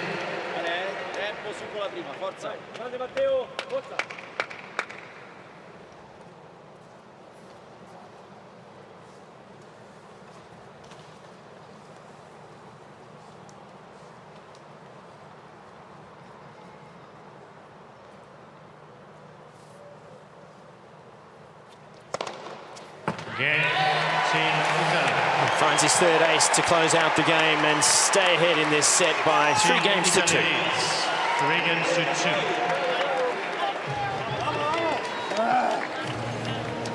Questo risponde a 2 mani di dritto sul rovescio.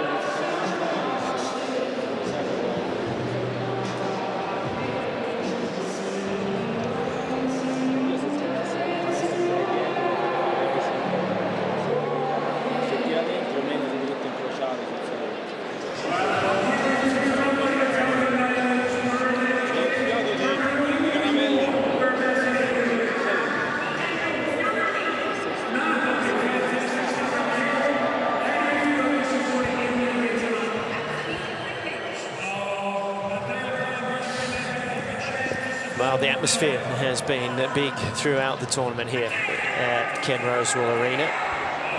As we get a look at Santa Padre, which has done a great job. Nice, calm captain, but we know him well. Yeah, he was similar age to me. He played on the tour, was top 100, and his parents used to own a great restaurant in Rome. And when we played the tournament there, a lot of the players would turn up. I don't think they spoke particularly good English. There was no real menu. You just sat down and they brought you just the most delicious Italian food. And for me, the occasional glass of wine. But no, he's a top man, and he's been with Berrettini a long time and really has done a good job.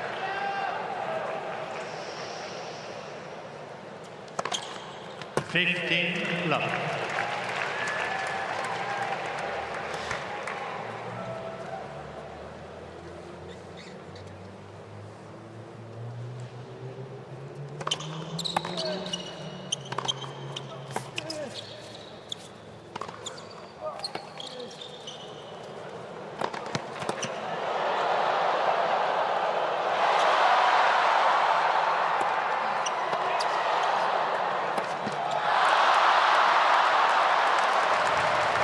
He did so well. Kept himself in it with a wonderful defensive lob on the run.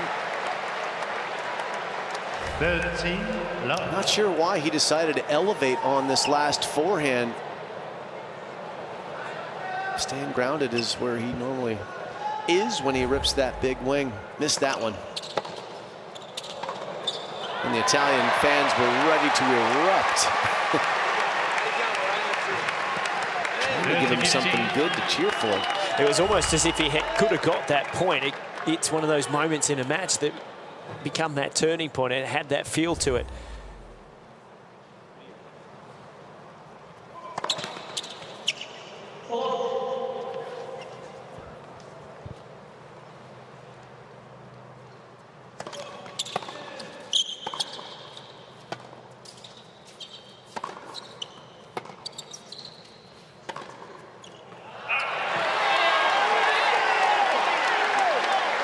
There were some points yesterday where Berrettini was on the other end of the crowd getting behind someone. It was Tsitsipas who brought the Greek crowd in last night, and that helped him. Perhaps Berrettini can do the same here. Chance of Matteo in the stadium.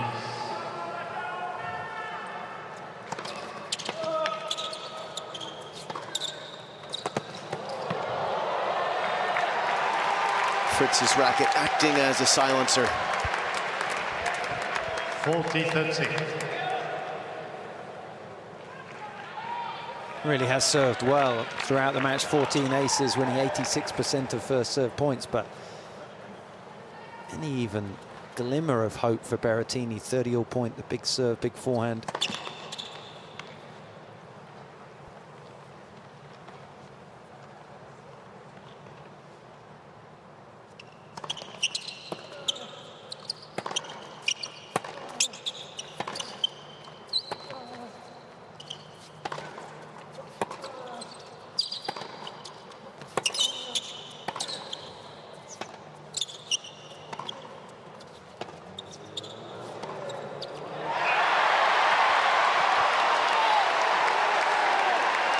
Bad choice from Taylor Fritz. Very hard to redirect that low slice ball through the line so quickly. He had to remain patient. You can see it just shoot through. So back to Deuce. He'd love a second serve here.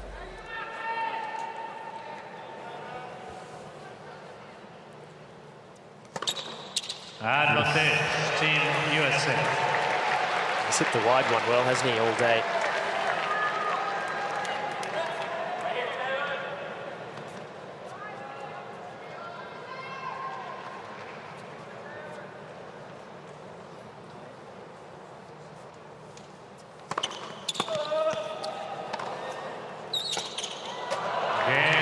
Well done from Taylor Fritz.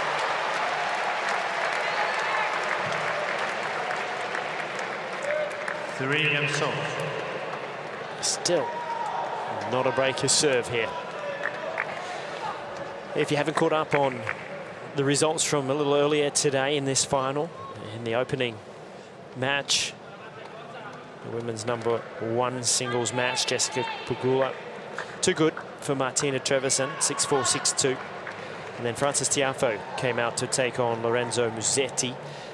Tiafoe took that opening set 6-2, and unfortunately for Musetti, a shoulder issue forced him to retire, which has given the United States the 2-love lead.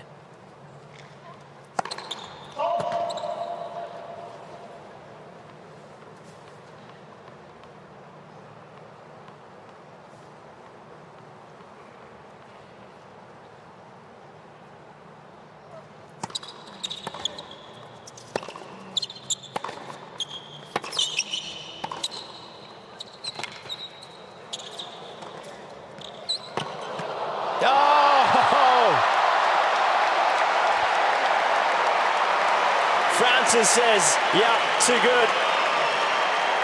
That deserves 5. What a shot. He's done it again. He hit this shot last night. 15 love. Same spot, same side of the court, same volley grip. Past Tsitsipas, this time past Taylor Fritz. Outrageous from Berrettini. Team Greece didn't give him the same reaction as Francis, though. What a shot.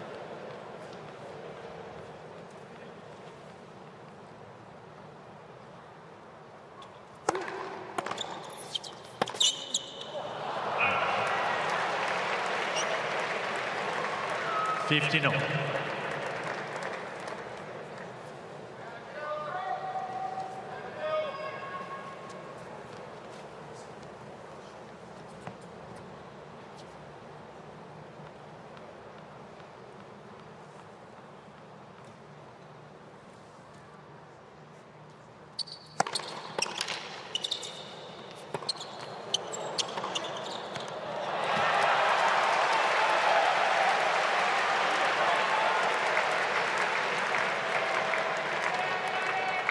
15-13. Fritz has got to be pretty unhappy that he made that passing shot. Could easily be love 40.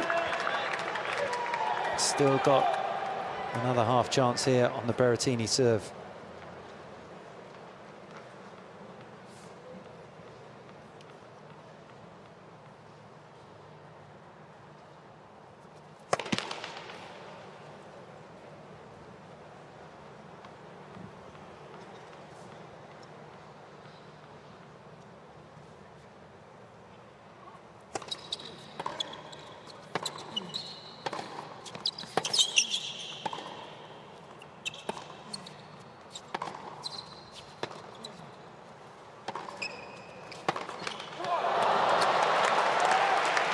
So here we go again. Surely he's got to take advantage of one of these soon. 15-14. Such a strong game from Fritz. 0-6 on break points. He's got nothing to show just yet, but he's giving himself more chances. Pressure mounting again on the Berrettini serve.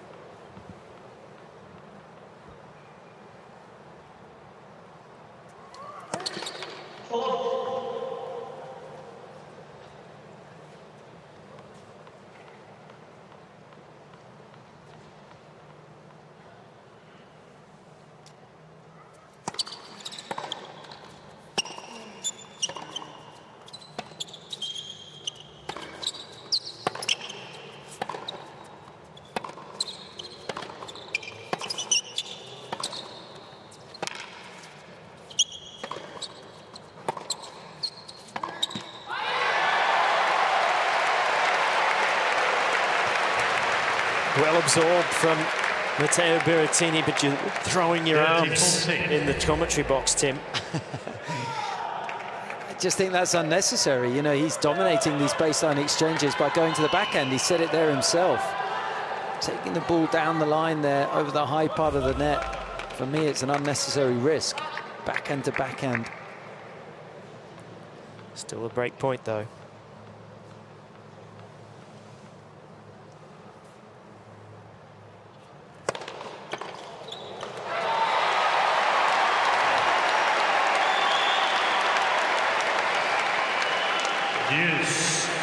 You've had 8 break points in 4 different service games. That can start to get in your head.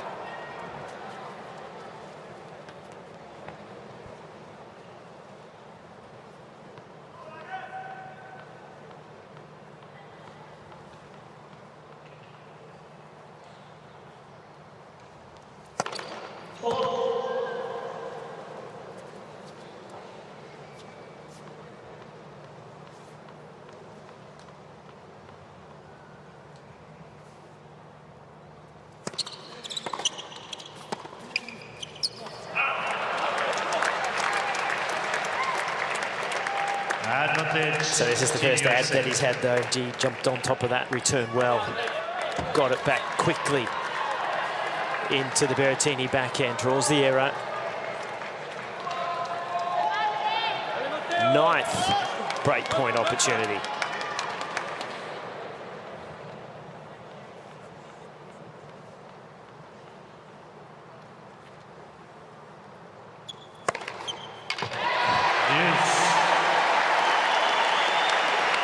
Taken away quickly. Not a lot you can do about that. 206 kilometers an hour, right in the corner. Yeah, rather lose it that way than missing a backhand for Taylor Fritz. Nothing you can do about that, but choosing the wrong shot and executing it poorly is a lot more frustrating. Advantage, Team Italy.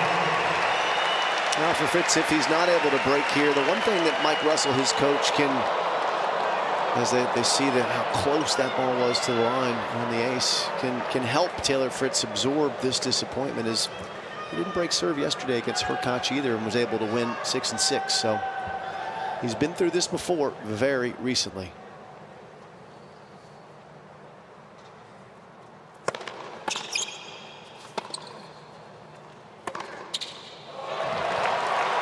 Berrettini not out of the jam just yet. That was a blast from Fritz. Going full throttle on that forehand. Impressive return as well. 2-12, not quite finding his spot. Just unloading on the forehand.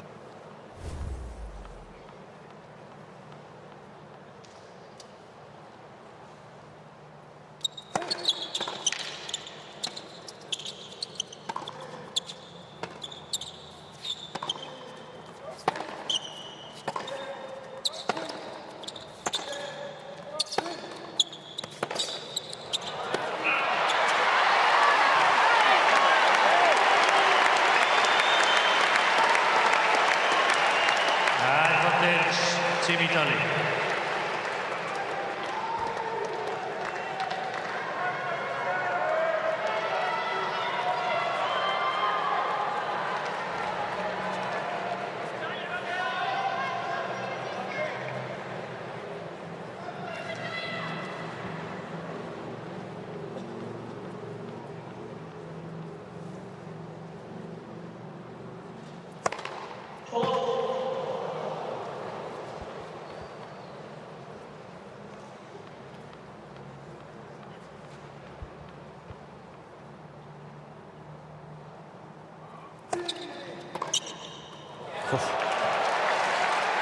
He's got on top of a couple of second serves beautifully in this game.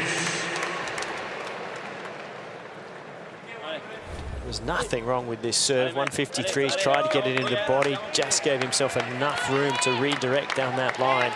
That's a classy return.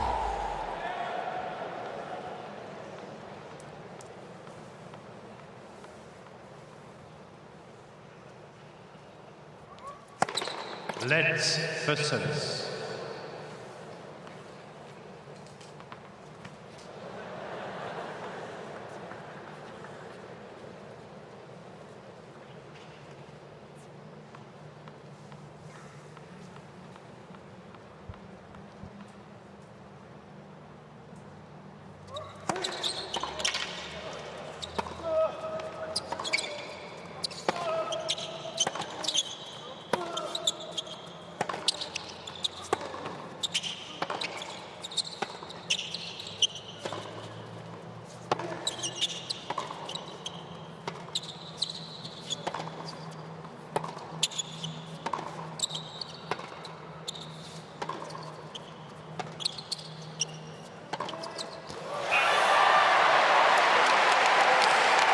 Berrettini was baiting him to take that one up the line, wasn't he? Yeah, he certainly was. And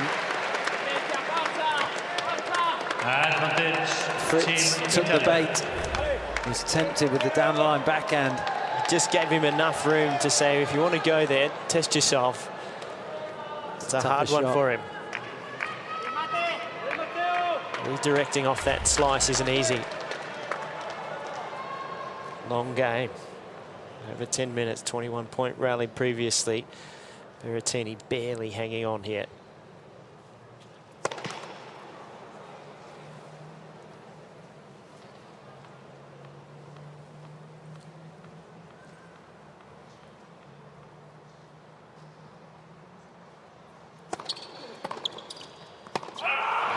But he does survive once again. And he's trying to get the crowd working into it as well. It's 4-3, second set. Team Italy leads 4-3.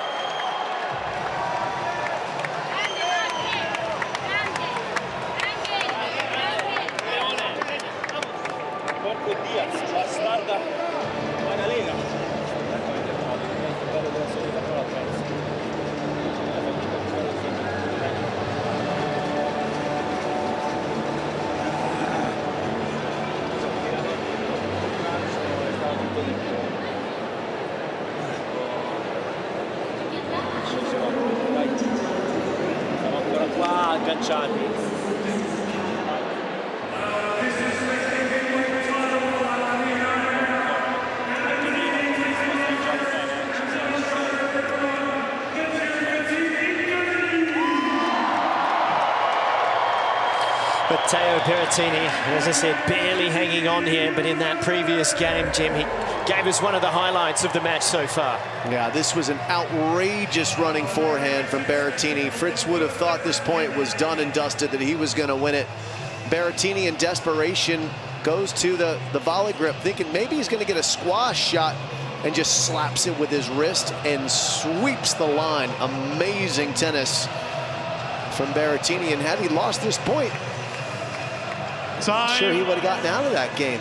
He lost the next two, didn't he? So he could have been down love 40, but on the run, the strength in the wrist to get around the outside of the ball.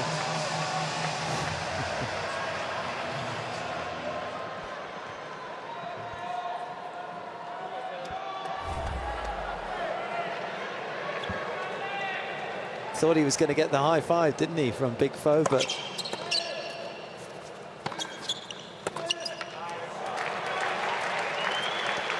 15 love.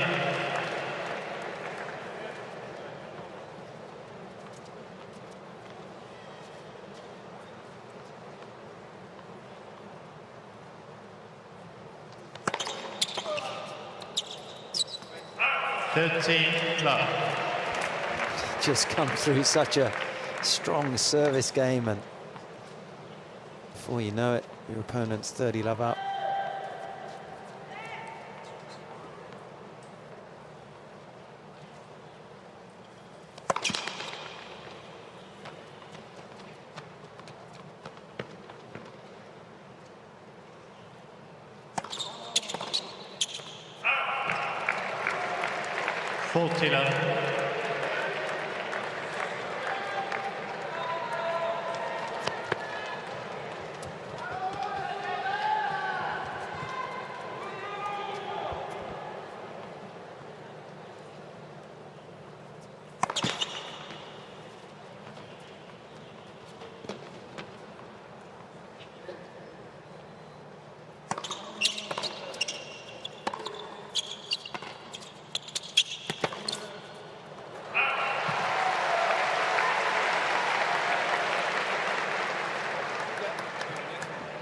For 15.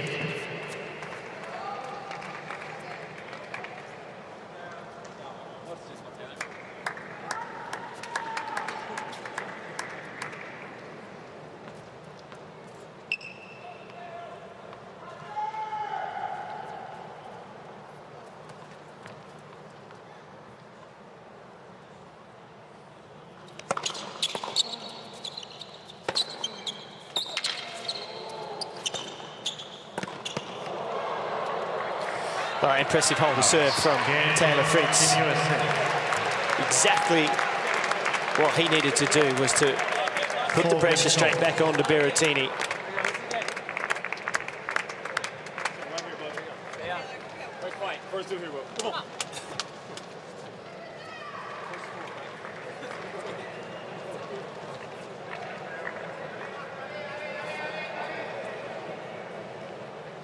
Taking as much time as he can here.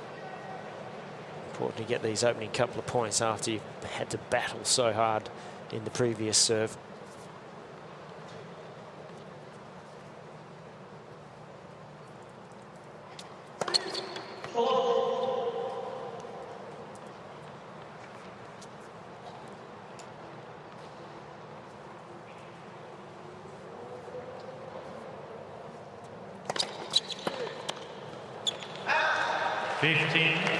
Psychologically, when you've had your service game go 11 minutes and then Taylor's went 2, if it was a love game, it was going to be about 1:30. It just creates more pressure, doesn't it? You really feel like you're struggling to hold serve. He's saved all 9 break points, hasn't had a break point.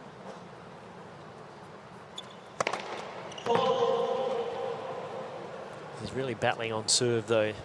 In terms of percentage, this set, Berrettini just at 53%.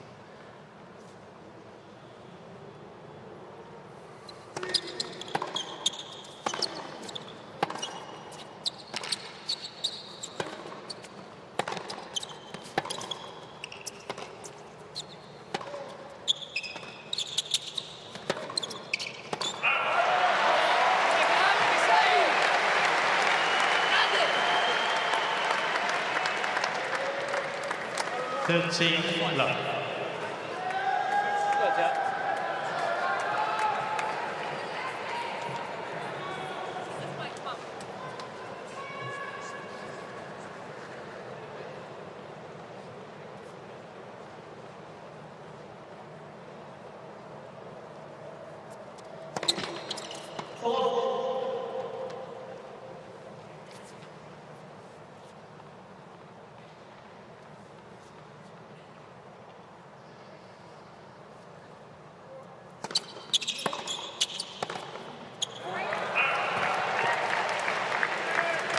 Very 15.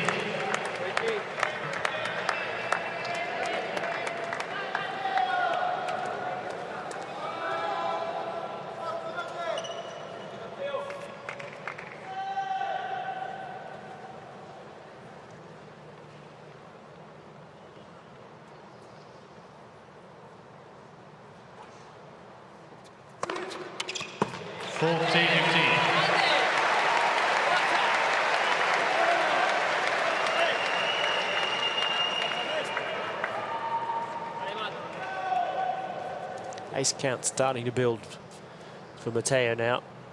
Only one in that opening set, 5 in this set.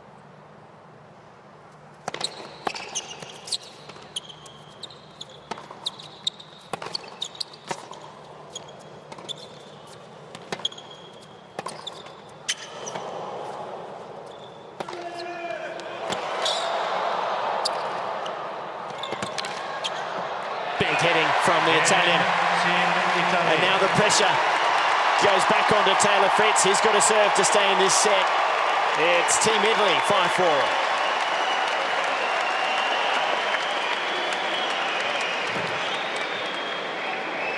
Team Italy leads 5-4. Now winding the crowd up. That's the first time we've seen Berrettini bring them in with his hands, conducting the orchestra. Can that turbocharge his chances to make an impact on Taylor Fritz's serve? We saw Tsitsipas do that, and it helped him yesterday. Can't hurt, it seems like. No, that's right. You're trying to build up any sort of pressure, and getting the crowd more and more engaged is one thing, but certainly a bit of scoreboard pressure helps. Fritz now coming out to serve to stay in this second set.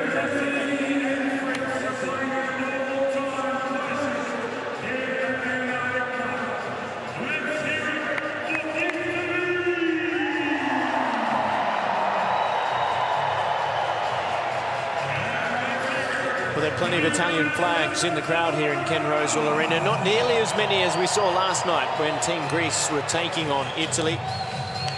But the feeling in the stadium is they'd love Matteo to get back into this match. There's been chants of Matteo throughout the afternoon. And I'm not sure who he was asking to call there in that shot, but you get the feeling now he's got an opportunity just to potentially put a little bit of a squeeze on Taylor Fritz here, who's been able to hold serve well all day today.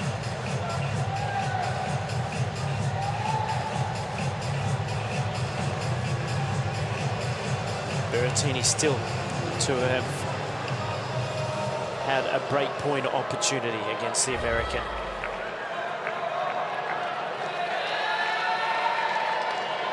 So Fritz serving at 4-5. Thank you.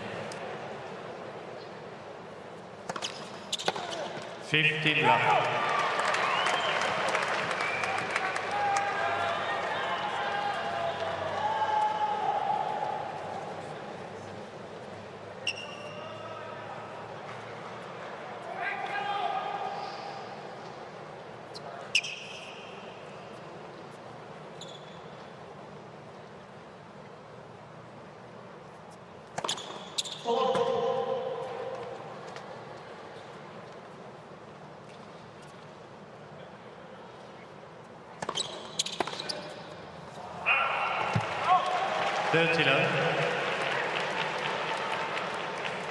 The key moments, again, these are key moments when your opponent's serving to stay in a set and you give up two very cheap errors. Got to make those balls.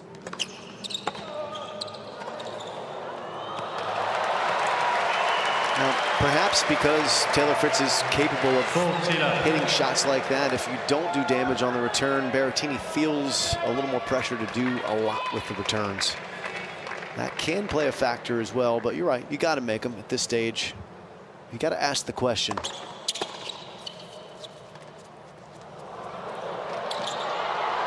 That's a solid hold for Team USA. Team USA. Another Fritz service game that didn't take long. Pressure goes straight back to Berrettini.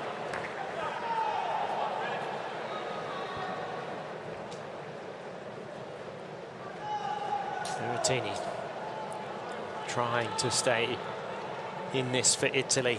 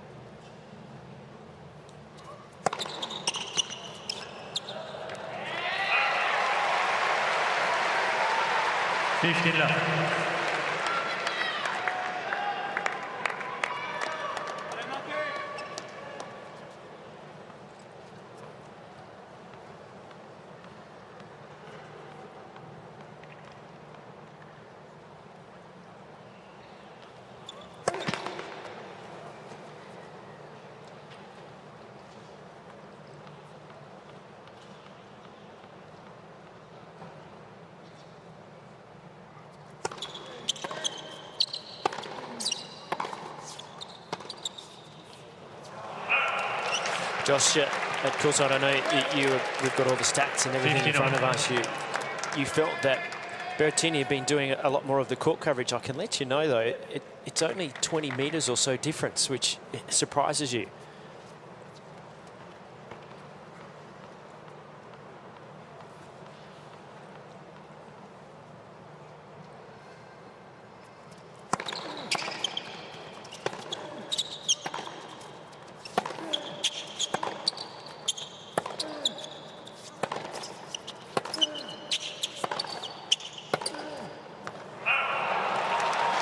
Yeah, courtside, it looks like Berrettini. He's a bigger man. He's certainly working hard. He's perspiring. It just looks like courtside here, Fritz has definitely controlled the bulk of these rallies.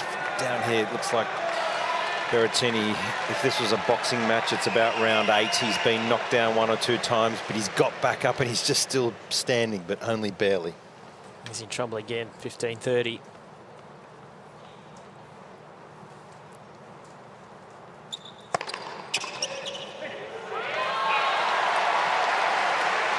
He's good at finding that serve out to the backhand side when there is trouble. He needs it again, 207, close to the line. Having to work so hard to hold his serve each time.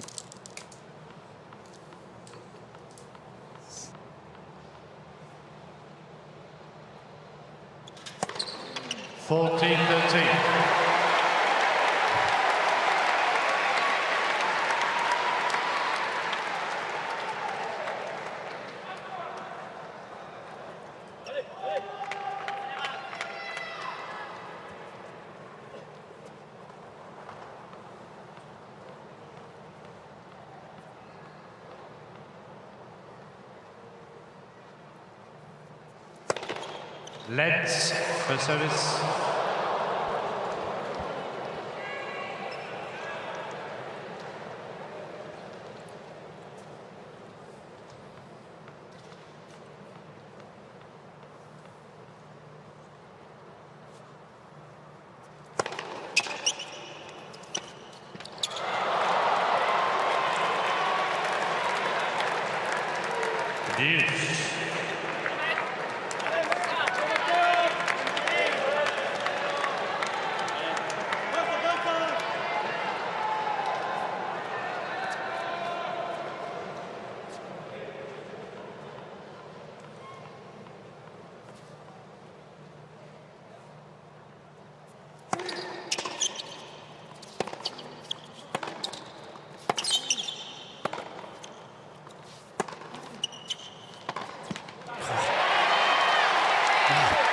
getting close to closing time for Taylor Fritz, and I loved what he did on the return of serve. He stood in and used his volley grip, just blocked the return in play, tried to take the angle of that first serve away from Berrettini, got into the rally. A little bit of tension on the two-hander, reared its ugly head for Team USA, and that's game point for Team Italy.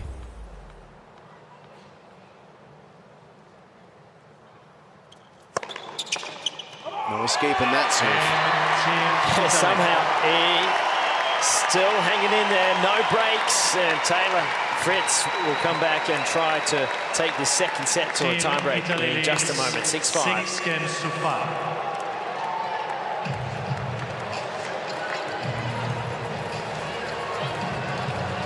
It's just one of those matches, isn't it? It's been tough all the way for Berrettini. The scoreline is tight, but overall you feel like Taylor Fritz has been the one that's fresher, that he's had the opportunities, and he's just got to maintain the ability to be relaxed here.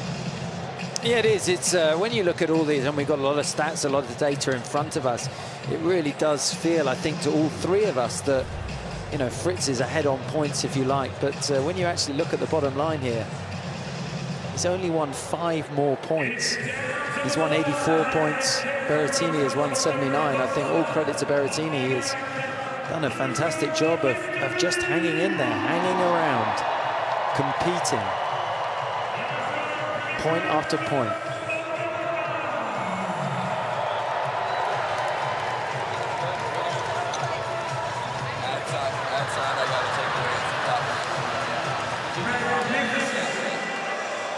Well, we've been able to listen into conversations all tournament here at the United Cup, and one of the words that you, Tim Henman, have used a lot, we've heard you say it when you were sitting courtside with Team Great Britain, and that was compete, and that is what Matteo Berrettini is doing well.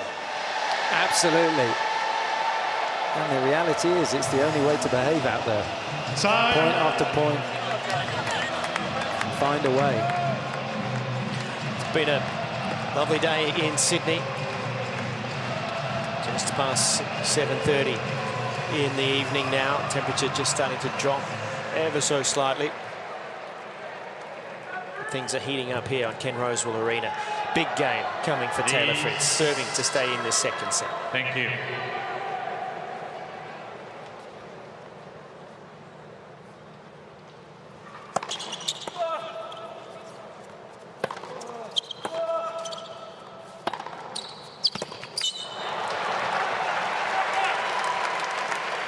Fritz needs to hold serve to get into the tiebreak, but he was talking in the team zone to his coach Mike Russell about needing to take away Berrettini's wide serve in the ad court on big points, and that's going to be many coming if they get into a tiebreak. 2 points down, 2 to go for Fritz to get to that situation.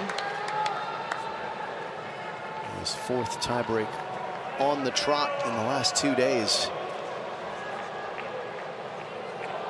Won all 3 so far. That one just missing for Berrettini.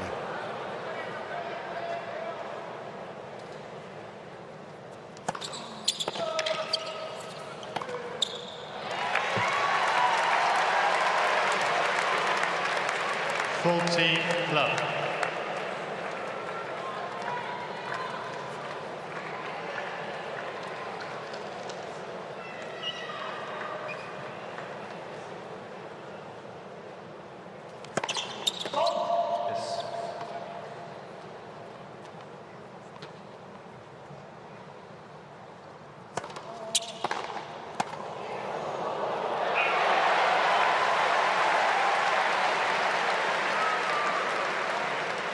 T15.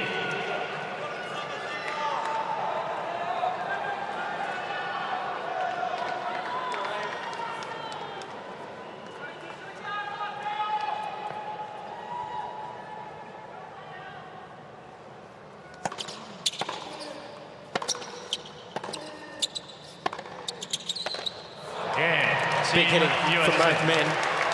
158 on the previous return from Berrettini, and then 2 big replies off the ground from Taylor Fritz, so it is a tiebreak. Now, why might Taylor Fritz be feeling like he needs to take away the wide serve in the ad? Look to your left of your screen there. The unreturned serves for Berrettini when he goes wide. That's the spot where Fritz has struggled the most tonight. So many easy free points for Berrettini there. So Fritz has told his coach he wants to prevent that. So he will likely be leaning that way for Berrettini should he serve in the tee in the ad court. Probably lots of aces available early in this tiebreak. Interesting dynamics ahead. No wiggle room for Team Italy.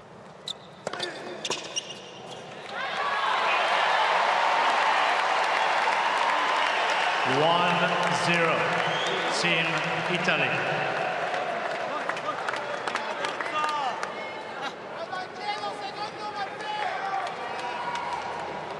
First set time break.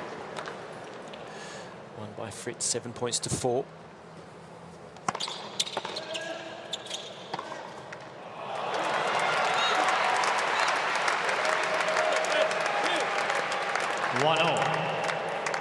Trying to win his 4th breaker in a row, the American.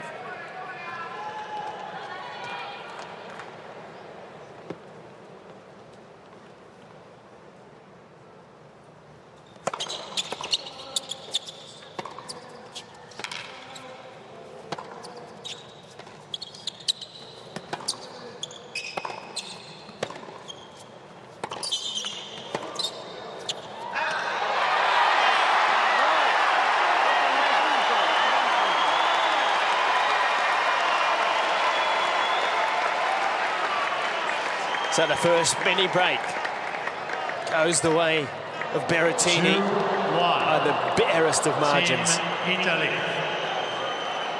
So here's the ad side. Let's see where Berrettini serves and if Fritz does indeed try and cover the wide serve here.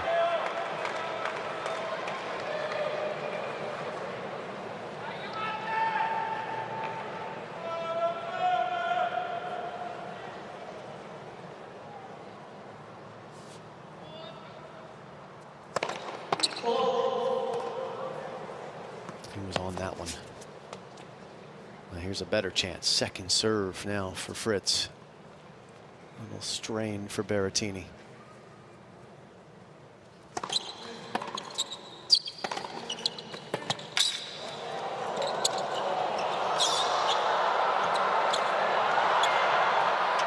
Oh. That's where Fritz has improved dramatically. A few years ago, he probably doesn't get this one back.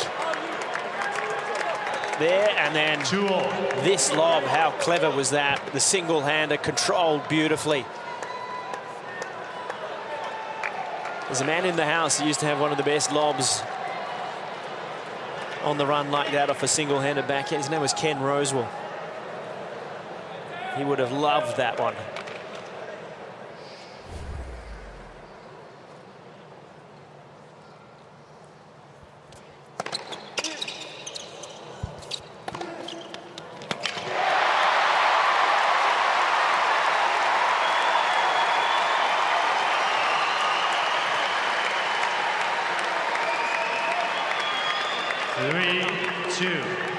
Team Italy.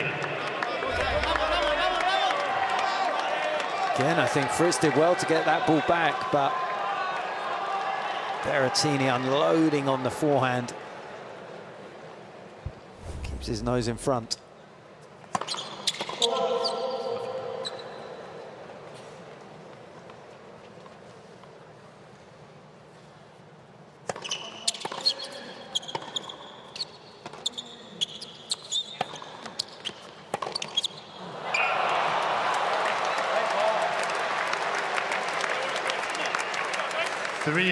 All tied. Oh, the change of ends. And again, Tim, the forehand. When he's tried to pull the trigger in the tiebreak, Berrettini yesterday against Tsitsipas, and again here tonight, he has not found the mark. No, that's right. I mean, it's fine margins, isn't it? Because he's got such a good forehand. You'd say, well, you know, if you get an opportunity, go for it, back yourself. But And it has made more unforced errors than we would expect to see from that wing. And it comes down to the match play, doesn't it, of choosing when to stay in the rally, play a little bit more conservatively, or when you take your chances.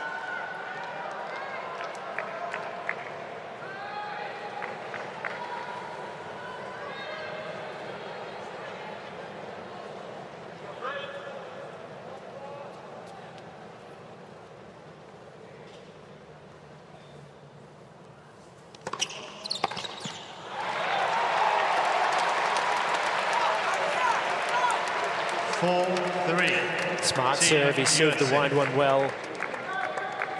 Fritz all night, but that one just took a little bit of pace off it, just 172 wide. Berrettini early on it, smothers it.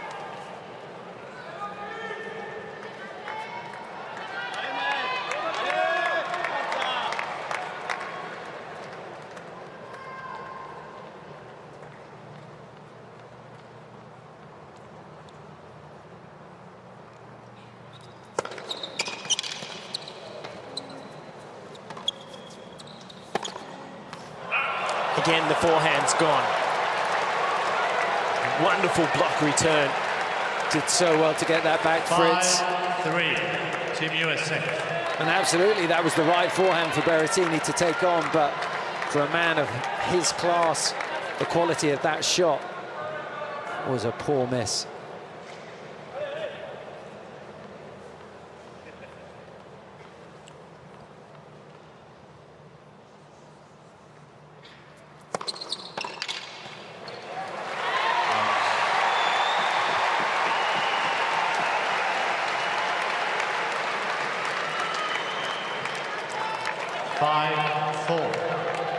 Team USA.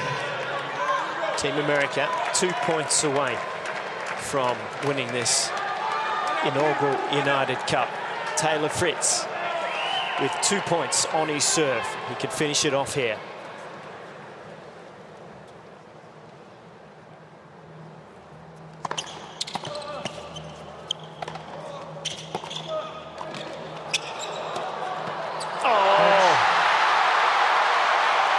Didn't do enough with the backhand volley, and then some luck for Italy.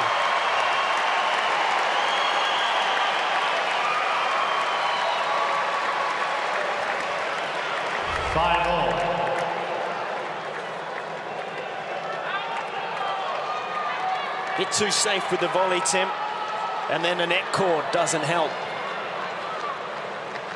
Yeah, that's right. Really needed to get that backhand volley sort of fading away, but almost went back to the middle.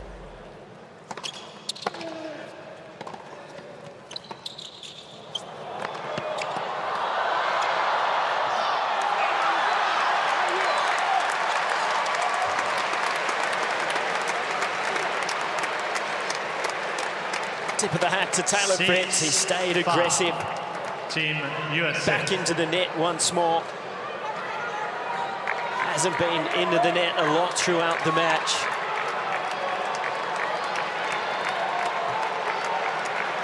And we are now at championship point for Team United States. Thank you. Please. Thank you.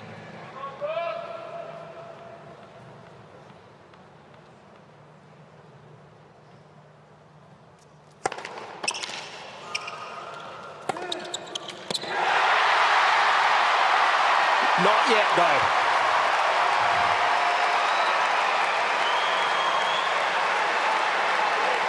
Huge from Berrettini. Huge serve out wide, 210 Ks, and Fritz did extremely well to get two hands on this return, get it back to within 3 feet of the baseline, but then unleashes on the forehand. Gets it back to 6 points all in this second set breaker.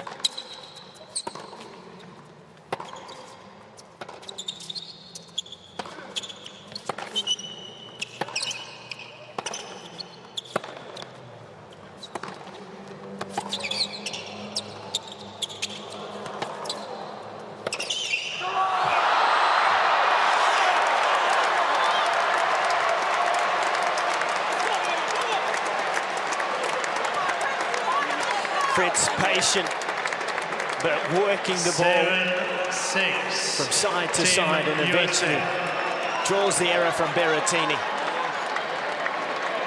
And once again, Team USA with a championship point, but this time on the serve of Taylor Fritz. Please.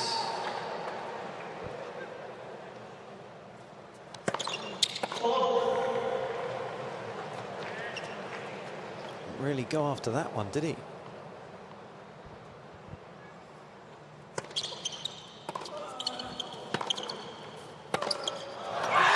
Taylor Fritz does it. And Team United States are the inaugural United Cup champions. 7-6.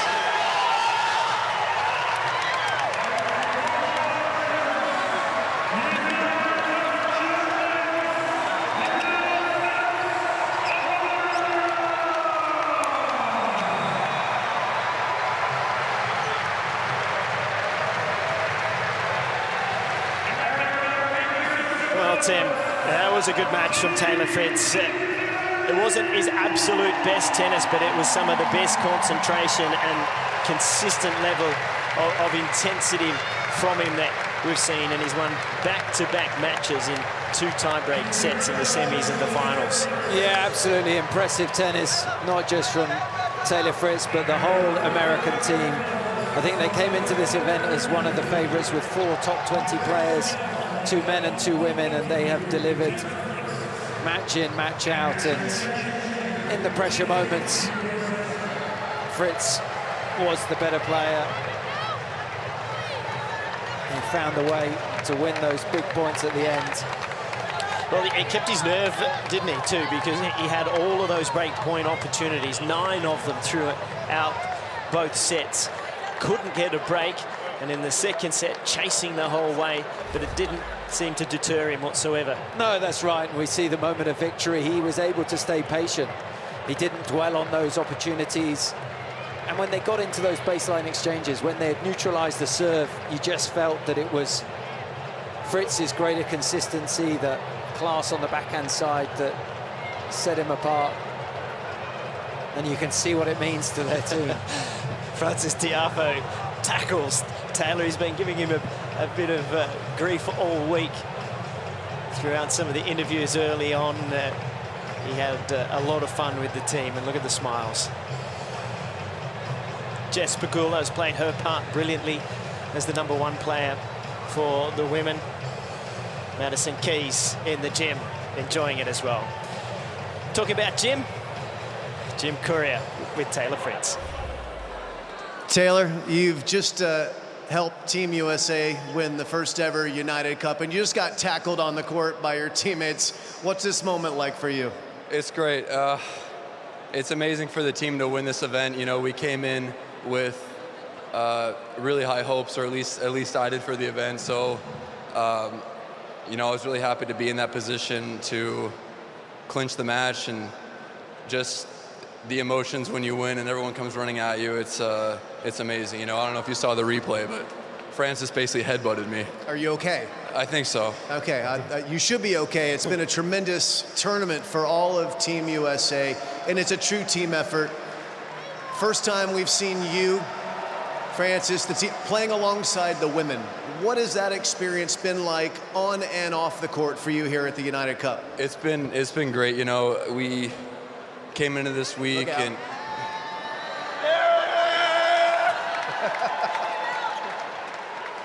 he's always got to be doing something. You know? We had a lot of team bonding this week, and it was a lot of fun. And I said before, you know, when we combine the guys and the girls from the U.S., we're so deep throughout the rankings, and so it just makes the team so much stronger and gives us such a, I'd say, advantage in the team competition as opposed to maybe when we're just playing with the guys. And how about a word for the runners-up? Team Italy, they're a strong team. Matteo made you work awfully hard for this victory in 2 tiebreakers. Yeah, there's so many matches that could go either way, and they came all the way through, beat so many good teams, and yeah, I mean, like I said, there's so many matches that can go either way, so we were just lucky to be on the winning end, especially in that match. Felt like I had a lot of chances in there, and he just kept playing so well in all the chances, and made it really tough for me there. It was super tight. You did. Let's bring in the captain, David Witt. Please come join us, the captain of Team USA. We need to hear from the captain. Come on in, Dave. And maybe we can get the rest of the team to come onto the court as well, out of the team zone.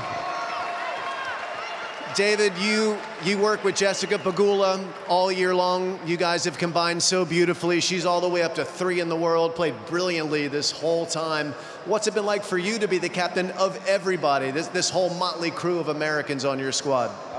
It's been an honor. I mean, it's a pretty messed up crew, but we've had a lot of fun, and it's just an honor to be coach of them and be here and enjoy the time we've had together, so it's been awesome. It's been great to watch you guys. Congratulations. There's another match coming. Heads up, you're about to get it too. Frances Tiafoe cannot let anyone escape. You guys got out of the panic rooms, but you cannot escape Frances Tiafoe's wrath. Congratulations, Team USA. Take a bow. Tremendous work. The first champions of the United Cup.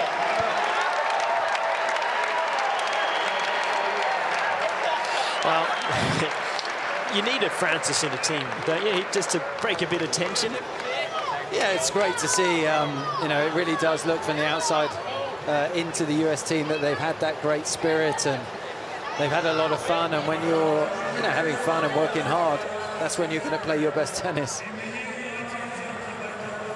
Well, there'll be some celebrations, I'm sure, tonight. Can't celebrate too hard ahead of a big Grand Slam tournament to come in just over a week in Melbourne. But Taylor Fritz and Frances Tiafoe can head down to Melbourne feeling very confident about their form and their preparation. And talking about preparation, Madison Keys in the gym getting ready. We still have the 4th match to play here because there is a lot of money, as we've mentioned earlier in that match. 250,000, a little under 250,000 for the number 2 singles player on offer. But Madison Keys will take on Lucia Bronzetti. The Italians still with a chance to win a point here in the final. But the championship and the trophy will go to Team USA as we take a look at the match summary, Tim. Yeah, that's right. Both first serve percentages are good, and Fritz winning 87% of first serve points won. That's exceptional. 15 aces is a very good number. He would have been disappointed that he had 9 break points and he wasn't able to take one of them. But when it got to the biggest and most important points in the tie breaks, it was Fritz that was able to come out on top, and the United States deserved winners of this first United Cup.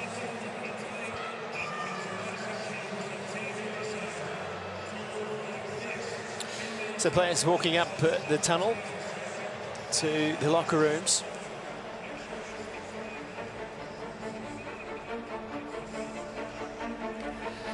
And they'll be discussing what a wonderful week and a half they've had here in Sydney. They were the city winners in Sydney and they've gone on to take the title.